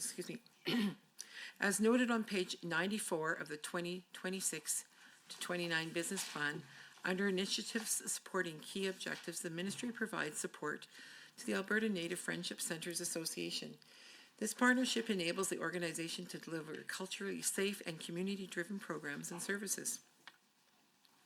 The Alberta Native Friendship Centres play a particularly vital role in urban communities, offering youth engagement and mentoring, elders programs, family support services, employment and training opportunities, health and wellness initiatives, and cultural programming. Through the Chair, can the Minister describe what additional measures the Ministry is taking to support urban Indigenous communities, including programs, services, or partnerships beyond the existing grant to the Alberta Native Friendship Centres Association? And also, given the growing urban Indigenous population and the unique needs of urban communities, through the Chair, can the Minister outline how the Ministry is working to ensure equitable access to services and supports for urban Indigenous people, and what strategies are in place to engage urban Indigenous organizations in planning and delivery of these programs? And also, Minister, through the Chair, Alberta's government is committed to improving relationships with Indigenous peoples and supporting communities across the province through several important initiatives. On page 93 of the business plan, the Indigenous Reconciliation Initiative is identified as a key funding program, with funding remaining steady at $3.9 million to continue supporting Indigenous communities and organizations. The IRI provides flexible grants through two streams, the cultural stream and the Indigenous-led initiatives, to enhance protect and revitalize Indigenous languages, heritage, cultures, and arts as an economic stream, supports capacity and opportunity development projects that improve economic outcomes. Through the chair, could the minister expand on how these Indigenous Reconciliation Initiative funding will continue to support Indigenous communities and organizations, including examples of the kinds of cultural and economic projects it is designed to enable? And also, through the chair, can the minister explain how the ministry evaluates the outcomes and impact of projects funded through the Indigenous Reconciliation Initiative, and how lessons learned from previous grant rounds are used to inform future intakes and priorities? And also, one more question, through you, Chair, to the minister. On page 91 of the business plan, the Community Support Fund is allocated $4 million to address violence, increase safety and economic security of Indigenous women, girls, and 2S plus people.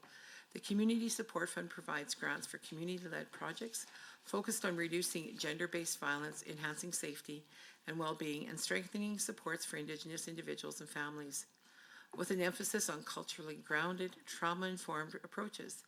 Eligible initiatives include culturally safe community programming, leadership and mentoring opportunities, healing and wellness supports, and capacity building for organizations serving Indigenous women, girls, and 2S plus people. Chair, again, through you, to the minister, can you explain how funding decisions are made and what types of projects or organizations are being prioritized to address violence and support safety and economic security for Indigenous women, girls, and 2S plus people?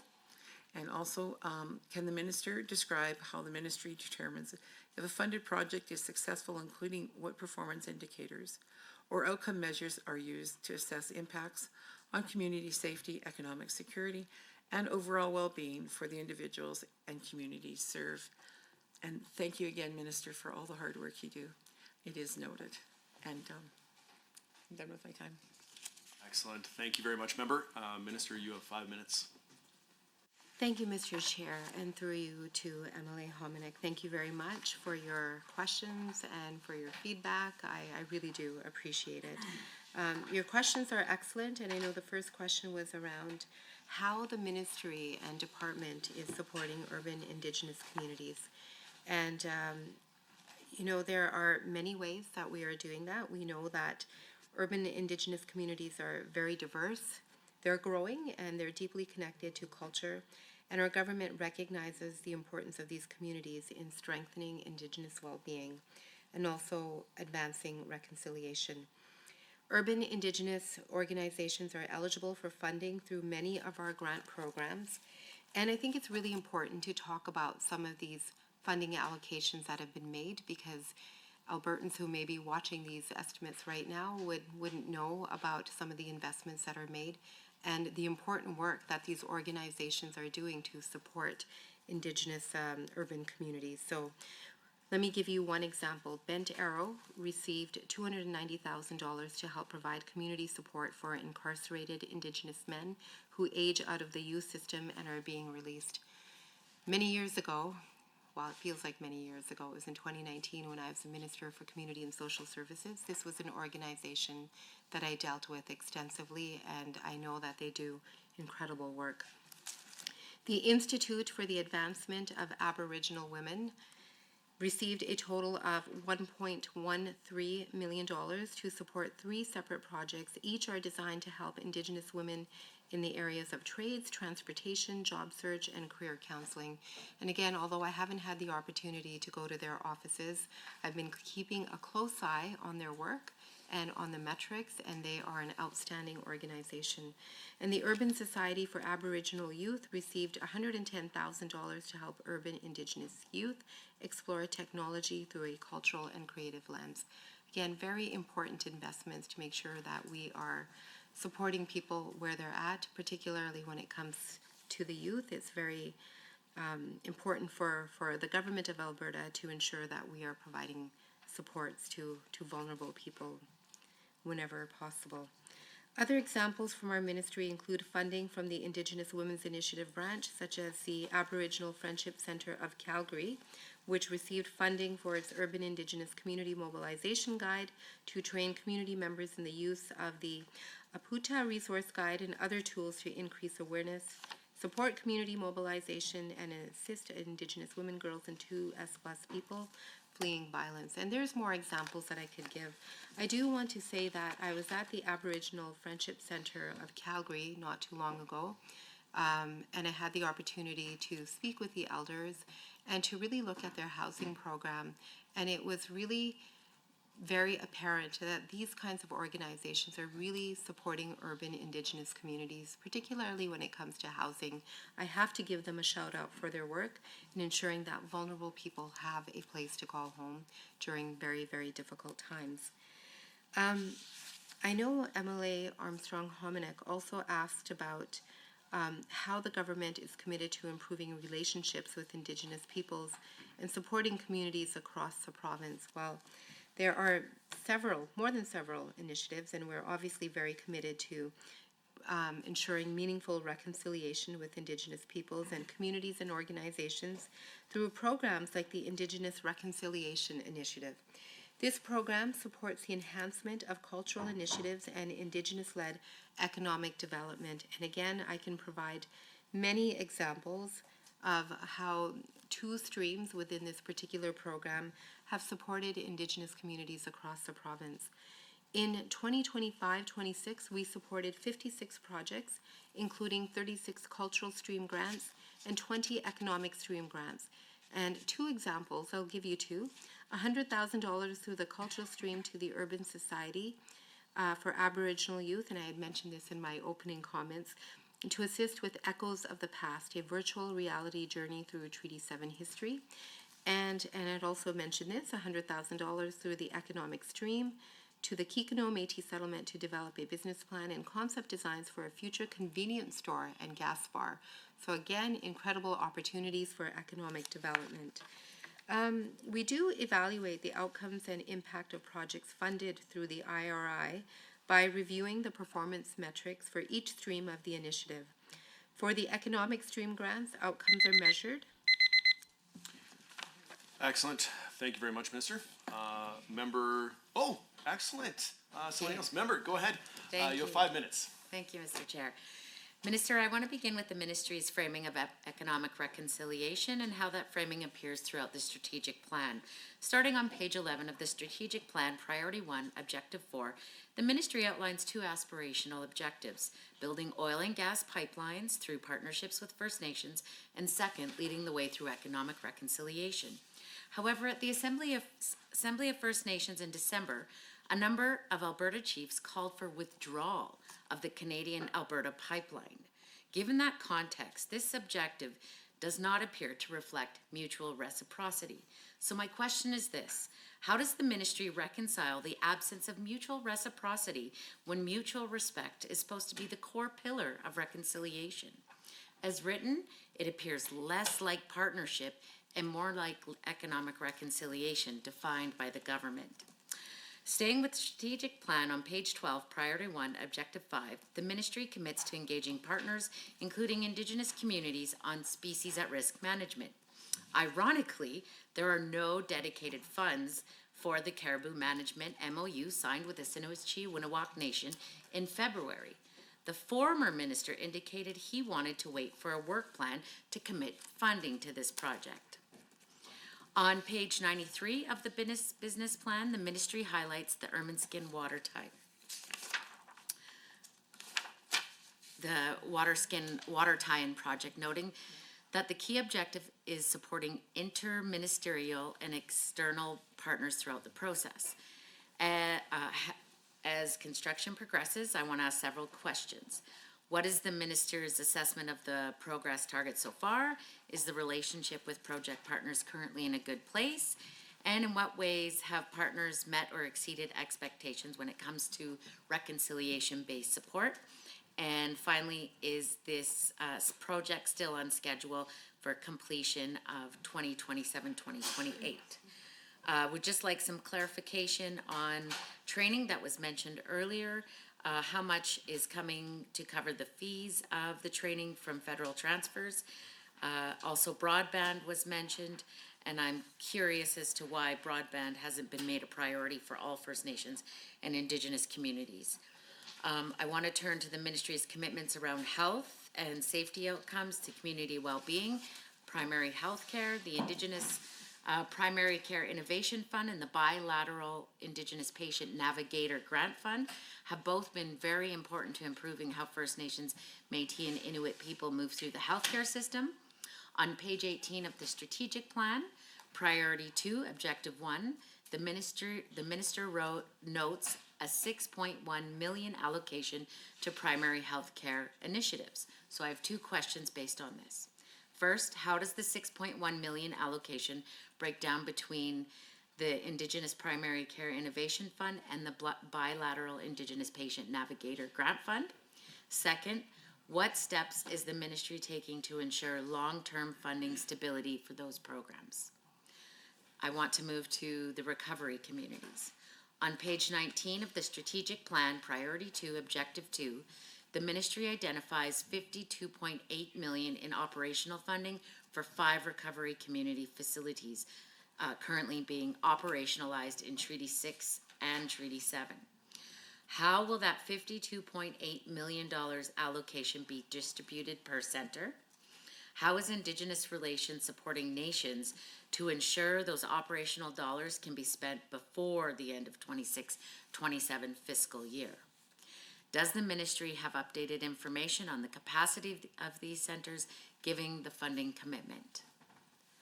On page 20 of the strategic plan, priority 2, objective 3, the ministry calls for enhanced relationship building with First Nations, Métis, and Inuit communities and schools in order to enhance students' success and advance reconciliation. Ironically, again, there are no concrete dollar figures attached to this objective and no KPIs articulated. At the same time, the IR relation budget plan on table page 95 shows an expected reduction of approximately $600,000. So the question becomes straightforward. How does the ministry plan to meet this call to action with fewer resources, particularly in the northern school divisions where Indigenous student enrollment is proportionally higher? Next, I want to turn to Indigenous safety and policing. According to the ministry, thank you. Thank you, member. Minister, you have 5 minutes to respond. Thank you, Mr. Chair, and thank you to the member for those series of questions. I do want to begin with the pipeline project. I know that there are statements that have been made. There are statements been made at certain gatherings, perhaps even in the legislature by various individuals around their support or lack of support for the West Coast Oil Pipeline. And that's fair. People have their perspectives. We live in a democracy. We believe in freedom of speech. And what I've realized since being in this ministry, and maybe not even since being in this ministry, I've known this for a while, is that relationships are complex, they're dynamic, they're ever evolving. Something could happen today and the relationship will be changed today, but tomorrow is a new day. And what I can say with absolute authenticity is that in my engagement with Indigenous communities here in Alberta, there has been a tremendous response in terms of support for additional egress. And I think it goes even beyond economics. I think there is a very clear understanding that diversification is a priority for the entire country. We can't solely be reliant on our neighbor to the south as our sole customer for our energy products. And that acknowledgement has been expressed to me by many Indigenous leaders. And despite what may have been said in one forum, in one room, I can tell you that even the day before yesterday, I received many text messages and messages after a session in the legislature indicating a desire to work together, indicating a desire to work on this pipeline project. So, as I said, I have infinite patience and time and willingness to listen to various different perspectives and make sure that they are incorporated into whatever pathway is selected as we move forward. It's really critically important work, and I'm committed to it because this work is not just for Indigenous communities or for Albertans, or even just for Canadians. It's almost existential now. I always say it's a do or die moment. This is the time that we really focus on trying to get critical infrastructure built across the country. So just to summarize that point, there is a lot of support for this pipeline here in this province from Indigenous communities. I've had direct one-on-one conversations, and that is the truth, and that is not going to change. And I'm going to continue to engage and have conversations and show up wherever possible. Sometimes I'm not even invited, and I've shown up in certain spaces, and luckily it's turned out well for me. I hope that will continue in the future. I know that MLA Callahoo Stonehouse asked a number of questions on the strategic plan as it relates to healthcare, as it relates to environment, the Caribou Agreement, the AWN Caribou Agreement. There were some questions around enhanced relationships, the $6.1 million investment in healthcare, recovery communities, the $52 million around the recovery communities, and how we're involved in all of that. And these are excellent questions. They are questions that deserve an answer, but they are not related to my ministry per se. And as I had mentioned before, that these are questions that should be posed to these ministries. But I do want to emphasize that through the protocol tables and through other mechanisms, that we work very closely with other ministries to make sure that Indigenous leaders and community members have access to this information. So I would just say once again, good questions, but please do take the opportunity to discuss with the other ministries. There was a question on the First Nations Regional Drinking Water Tie-in Program, and I know that there was a specific question on a specific project as well. Okay, it's on the other side of this sheet. Okay, so as you're aware, a $38.9 million project is underway at Masquatchee, and we were just discussing this again yesterday in the ministry. Ermineskin Cree Nation will connect to a water line that is being built from Ponoka. Alberta's government is committed to helping connect First Nations to regional drinking water infrastructure. I think I've mentioned that before. And unfortunately, the federal government has failed to meaningfully address the problem of unsafe drinking water in too many First Nations communities. We know that that is a problem, and this is something that I will continue to bring up with my federal counterparts. Excellent. Thank you so very much. Okay, back to Member Callahoo Stonehouse for 5 minutes. Thank you, Chair. Thank you, Minister. According to the Ministry of Public Safety Business Plan on page 143. Sorry. My mistake. I apologize, member. I'm skipping over the government caucus. That is fully my bad. I apologize. Member Van Dyken, I believe. Yeah, she was ready. Good on you. My bad. We will be redirected back to Member Van Dyken. Good. Thank you, Chair, and thank you for the opportunity to address the minister. And thank you to the minister and the department staff that are here. And thank you for the work that you do. I'm going to focus on, my first set of questions is going to be focused on the Aboriginal Business Investment Fund, the community, social, and economic development efforts of First Nations, Métis settlements, credibly asserted Métis communities, and other Indigenous organizations are supported through programs including the Aboriginal Business Investment Fund, ABIF. As noted on page 89 of the 26 to 29 Ministry's business plan, ABIF helps advance Indigenous community-owned economic development projects by providing partial or full capital funding. ABIF has been an effective tool for creating local employment, supporting infrastructure development, and fostering sustainable revenue streams in Indigenous communities. I appreciate the Ministry's continued support for this important program. Budget 2026 reaffirms continued support for Indigenous-led projects through the Aboriginal Business Investment Fund, the Indigenous Reconciliation Initiative, and the Community Support Fund, demonstrating the government's sustained commitment to advancing Indigenous economic development and strengthening community-driven growth.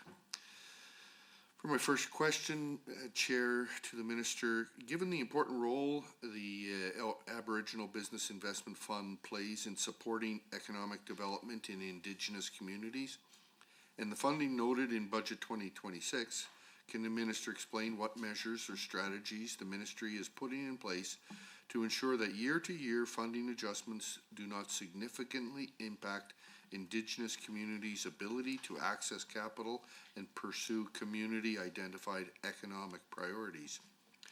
And second question, can the Minister outline how the Ministry will monitor and evaluate the impacts of ABIF funding on Indigenous community outcomes, including things like job creation, business growth, and long-term sustainability? And what performance measures will be used to ensure that communities continue to benefit from this investment? Move on to the First Nations Development Fund. The First Nations Development Fund grant program was developed through a partnership between First Nations and the Government of Alberta as part of the First Nations gaming policy and is supported by a share of revenues from government-owned slot machines operating in First Nations casinos. The program supports projects identified by member First Nations based on their own priorities, such as housing, programs for children, youth and elders, cultural initiatives, business startups and expansion, and employment and training programs, all determined by community priorities set by each First Nations Chief and Council. Since 2006, under page 92 of the fiscal plan, the First Nations Development Fund has provided more than $2 billion to First Nations in support of over 5,000 economic, social, and community development projects across Alberta. As noted on page 89 of the business plan, under mandate and structure, the First Nations Development Fund is a key tool for advancing community-led development outcomes. So before my questions, I'd like to express my appreciation for the ongoing partnership. 5,000 projects, that's a large number, very large number. So the ongoing partnership with First Nations in administering this fund is very well received. Chair, through you to the Minister, can the Minister explain how the First Nations development funds are generated from casino revenue and what steps have been taken to ensure stable funding, including any recent changes to the funding model or revenue formulas?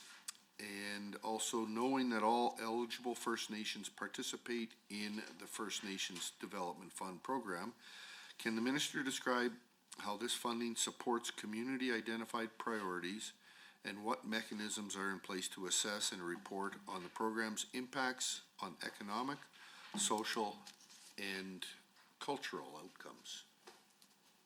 Thank you, Chair. Thank you very much. Minister, you have 5 minutes in order to respond to those questions. Thank you, and through you, Mr. Chair, I would like to express appreciation to MLA Van Dyken for these questions. The first question was around the Aboriginal Business Investment Fund, and we've talked a lot about this particular grant stream, and essentially, the ABIF program was created to remove barriers for Indigenous-owned businesses that they face in accessing capital from traditional financial institutions by providing targeted capital grants across Alberta. We know that that's a reality. Indigenous communities do face these very real financial barriers to accessing capital, and that's why this program is so important. I do want to give some clear examples because we've already outlined some of the parameters around the program, but I want to share some stories about how these funds have been used and how the communities have benefited. So, number one, East Prairie Métis Settlement will receive funding to expand their secondary firefighting crews and heavy equipment services, a very important investment. This investment will support new equipment acquisition, increase wildfire response capacity, create long-term employment, and generate revenue through provincial contracting opportunities. 25 jobs for Indigenous people will be created during the construction phase, and 3 permanent jobs for Indigenous people will be created to operate the East Prairie Wildland Services. Another project, Capilano First Nation Construction Limited, will receive funding to acquire heavy construction equipment that will expand nation-led capacity in roadwork, gravel operations, housing development, and infrastructure projects. This investment strengthens revenue generation, supports workforce development, and contributes to long-term economic growth. 10 jobs for Indigenous peoples will be created through this particular investment. And as I said, we've talked a lot about the parameters around this, but I know that there was a question around performance measures. So let's talk about the number of permanent Indigenous jobs created by ABIF grant recipients. Employment data is self-reported by recipients during the application process and at final project reporting. ABIF staff track successful applications and outcomes through an internal tracking system, and the results are compiled, analyzed, and compared year over year to assess impacts and inform program improvements. In 2025-26, ABIF dispersed $10 million to Indigenous-owned businesses, resulting in 142 self-reported permanent jobs. We know that we have to make every dollar count, and we also know that ABIF has invested more than $58 million over 108 community-owned businesses and has ultimately supported 1,200 permanent jobs for Indigenous people in Alberta. So that's a phenomenal statistic, and I'm really happy that you posed that question. Let's move on to your second question. Just want to make sure I get to it. I have enough time. The First Nations Development Fund, there were questions around that. So I'm just going to get very detailed into this because I haven't had a chance to do that in this estimates as of yet. So the FNDF is funded through a dedicated share of revenue generated by government-owned slot machines located in First Nations casinos across the province. This established revenue-sharing formula provides a predictable and stable funding stream directly tied to gaming activity. I've been asked about this formula several times, and there is this great flow chart on our website. If anybody has any questions in terms of how this funding is allocated and what the formula looks like, I can definitely point you to that. As gaming participation continues to grow, revenues are projected to increase.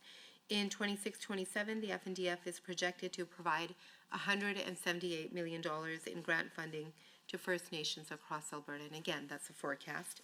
And this represents an almost $8 million increase over our current projection for 25-26. There haven't been any changes to the model or revenue formula. However, Alberta Gaming, Liquor and Cannabis recently approved an extension to the Temporary Investment Commission, which directs an additional 2% from the General Revenue Fund to casino operators for an additional 3 years. So I wanted to make sure that I got that information in there. The FNDF supports First Nations-led community, economic, and social development priorities identified by First Nation chiefs and councils, and I just gave you 2 examples of 2 really good projects. They're able to direct FNDF funding towards initiatives that reflect their unique goals and needs. Pardon me, I gave you examples of ABIF. I do have examples of FNDF as well. Excellent. Thank you so very much. Now, back to the regular scheduled program. Member Calahoo Stonehouse, 5 minutes. Thank you, Chair. On page 22 of the strategic plan, priority to Objective 5, there is a $105 million investment in preventative social programs through family and community support services for municipalities and Métis settlements. How much of that $105 million will be allocated per settlement? Which preventative programs does the ministry consider the highest priority within each settlement? And how does the ministry advocate for funding levels that match these priorities? I also want to raise the broad concern about vulnerability. On page 22 of the strategic plan, the section addressing vulnerable Albertans does not explicitly prioritize Indigenous outcomes. There is no mention of Indigenous elder abuse, intergenerational residential school survivor supports, clear carve-outs for missing and murdered Indigenous women and girls, or protections for Two-Spirit youth. How is this ministry advocating at the strategy table to ensure Indigenous vulnerability is addressed in a distinctive way that reflects the way our communities experience it? Turning to economic security for Indigenous women. On page 23 of the strategic plan in Priority 2, Objective 6, the ministry commits to increasing economic security, safety, and violence prevention for Indigenous women, girls, and Two-Spirit Plus people. However, the Community Service Fund listed on page 96 of Budget 26 remains at $4 million with no increase. Why has there been no increase to Community Services Fund? And how is the ministry ensuring these funds, particularly for economic security program, is reaching far organizations in the north? I want to discuss community infrastructure on page 24 of the strategic plan, Priority 2, Objective 7. The ministry allocates $9 million for the Active Communities Initiative. However, in 2024, despite more than $12 million in funding distributed, no First Nations or Métis or Inuit sites received funding. How many Indigenous facilities received funding in 2025, if any? And how is the ministry ensuring Indigenous communities are competitive and successful in accessing this funding stream going forward? On page 94 of the business plan, the ministry reiterates its ongoing funding commitment to the Alberta Native Friendship Centers Association, which receives $1.3 million according to the 224-25 IR annual report. The association is currently developing a gender-based violence prevention initiative focused on men and boys. Has the ministry considered increasing supports in order to expand the scope and scale of programming? And as we saw last year, with Samuel Bird going missing, the family took on the incredible financial burden, the emotional burden of looking for that young boy. The minister talked earlier about Aboriginal Alert and that this is an investment that this ministry makes. However, when I asked the minister last year, does the Aboriginal Alert system speak to any policing system, he said it does not. I want to ask, does the Aboriginal Alert system yet speak to any policing system so that when a loved one goes missing, police systems are notified and that they are communicating? Further to that, I want to know the roadmap training around missing and murdered Indigenous people. Will the opposition also receive training on this roadmap that has been created? And will communities also receive the same roadmap training on missing and murdered Indigenous people? I also am curious to how many First Nations and Métis communities were participants in the roadmap developing. Were they co-developers and co-designers, or was this created solely by the government and the ministry itself? Insofar as the Aboriginal Alert, has it found any missing people? Are you removing the Aboriginal alerts when people are found? Are there supports to families when a person posts a loved one on the Aboriginal Alert site? Is there interventions or supports that are reached out to mothers, fathers, loved ones when their child goes missing? So those are my questions. And lastly, the money, how much of the funding will be allocated to Aboriginal Alert, to the families, and to supports? I want to thank the minister and the chair for my time. Thank you very much, member. Minister, you have 5 minutes. I'd like to express my gratitude through you, Chair, to Member Callahoo Stonehouse for those very important questions, and I do have some answers. I'm worried I might not have enough time, so I'm going to speed talk, but would be happy to provide more information afterwards as well. There were questions around FCSS. This used to be my program back in the day, and I know it's an incredible program. I would love to answer in more detail, but it's not really part of my ministry or department budget allocation. So I would, again, recommend to pose these questions to the appropriate ministry, and they can give you some more substantive responses. And I think there were some other questions related to other ministries as well. There was a comment around how are we, when we talk about vulnerable Albertans, why are we not drilling down in more detail to talk about Indigenous communities and women and children and 2S plus people. And I think that's a good question, but I can say that within this ministry, we do provide the supports to make sure that vulnerable Indigenous Albertans are getting the help that they need and they're being connected to the appropriate departments that can further support them. In terms of the Alberta Native Friendship Center, I did hear about this program to reduce gender-based violence. It really targeted towards men and boys, and I think that is an excellent initiative. I know that other women's shelters have focused on programs like this, and they've received good outcomes. I can say that our funding has been maintained for the friendship centers, and I certainly made a point of it with my federal counterpart in Ottawa because there was some talk about reductions in funding from ISC towards the friendship centers, and I really advocated for the important work that they do. I'm sure that they will have more to say about that in the future.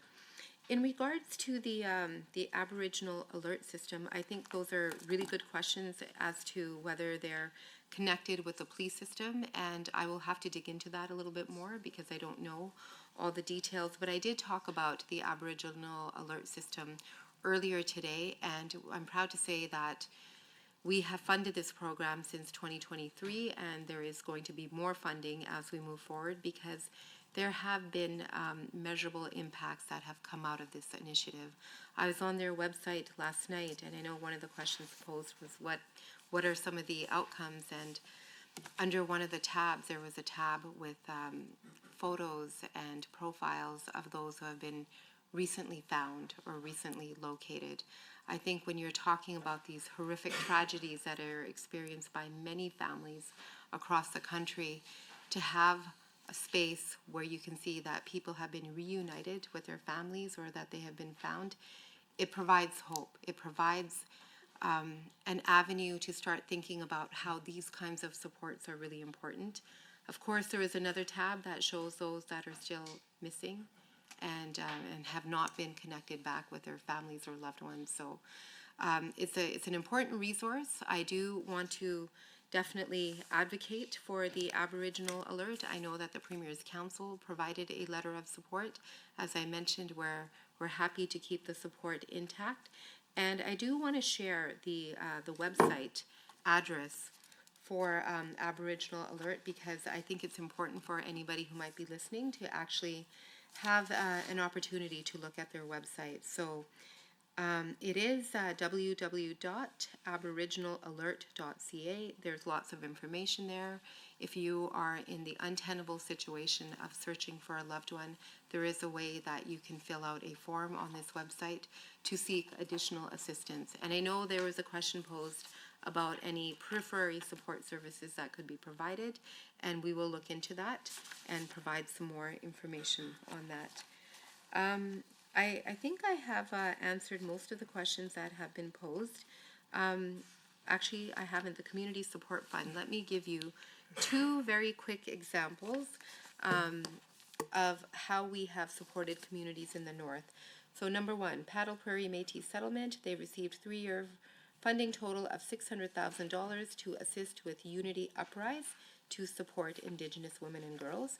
Futures Lesser Slave Lake received a 3-year total of $512,000 to support the Finding Financial Security and Economic Independence initiative. So even though the budget has remained flat, it continues to be extremely impactful. Thank you so very much, Minister, for that. I believe Member Yao, you were up for our last couple minutes. Our meeting time is 5 minutes left, so maybe guide that in order to get a response to your questions. Thank you so much for that, Chair. So to the Minister, again, thank you for all of your hard work. I wish to pivot towards educational opportunities and workforce development. On page 93 of the 26-29 business plan, key objective 3.6 highlights the Alberta Indigenous Intern Program. It supposedly provides opportunities for recent Indigenous post-secondary grads to gain valuable employment experience within the Alberta Public Service and with Indigenous community partners. It was designed to support development of Indigenous talent, build capacity within the public service, and strengthen the integration of Indigenous perspectives into government programs and services. It's thought that by offering that hands-on experience, mentorship, and professional development, this Alberta Indigenous intern program also contributes to reconciliation efforts by fostering meaningful engagement between government and Indigenous communities and helping ensure that government initiatives are informed by Indigenous knowledge and priorities. This sounds like an amazing initiative. I'm kind of curious, how long has this been around for? And I'm wondering if the minister might be able to provide us with some statistics, like the total number of interns employed by the Alberta government under this program in the last year, including information on which ministries and community partners participated. I'm wondering if you have any information on that.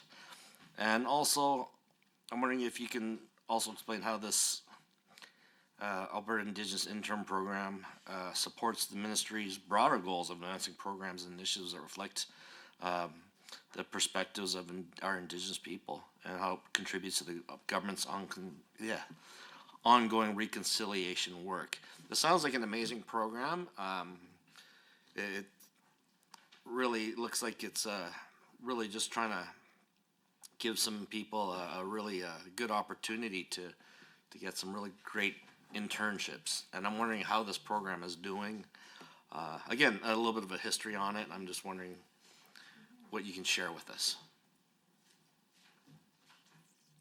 All right, well, thank you very much through the chair to the MLA for this question. It is an important program, and so I will just give you some very detailed information to make sure I'm being substantive in my answer. Through 2025-26, 9 interns that comprise Cohort 5 have been working in transportation and economic corridors, arts, culture, and status of women, children and family services, and Indigenous relations.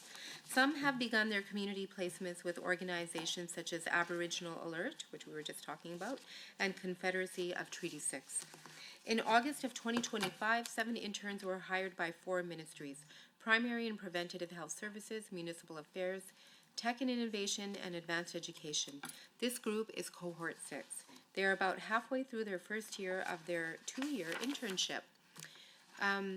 And furthermore, the Alberta Indigenous Internship Program directly supports the Alberta government's commitment to reconciliation by strengthening Indigenous representation, perspectives, and lived experiences throughout government. It's very important because if you're going to do this work, that lived experience and that authentic perspective is critical to the work that we're doing. Through the recruitment and development of Indigenous public servants, the program helps ensure ministry programs, policies, and initiatives are informed by Indigenous worldviews. A key component of the internship program is the community placement that interns complete in the 2nd year of the program. The placements provide opportunities for interns to diversify their work experience, stay connected to community, and strengthen relationships between government and Indigenous organizations and communities. And I will have to say, during my time in Indigenous relations, I'm very pleased to see that we have Indigenous voices reflected in my ministry staff, in my department staff, and there is no value that you can place upon the learnings, the wisdom, the knowledge, the thought process. I know that I still have a lot to learn, and I rely on my entire team to help guide me through some of this important decision making, but there is no substitute for lived experience. And I think all of us can say that in whatever realm of life that we have operated in, we have lived experience that helps inform the work that we do. And I always place tremendous value on that. So I really do appreciate you asking this question, and we're very pleased to be able to support this program that brings great talent and knowledge and expertise into government, and we'll continue to support it. Thank you. Well, thank you. That concludes our meeting here, and I must advise the committee that the time allotted for consideration of the ministry's estimates has concluded. Thank you, Minister, and also her officials here at the table. Thank you all the members for your questions throughout the day. I'd like to remind committee members we are scheduled to meet this evening, March 11th at 7 p.m. to consider the estimates of the Ministry of Transportation and Economic Corridors. Thank you, everyone. Meeting is adjourned.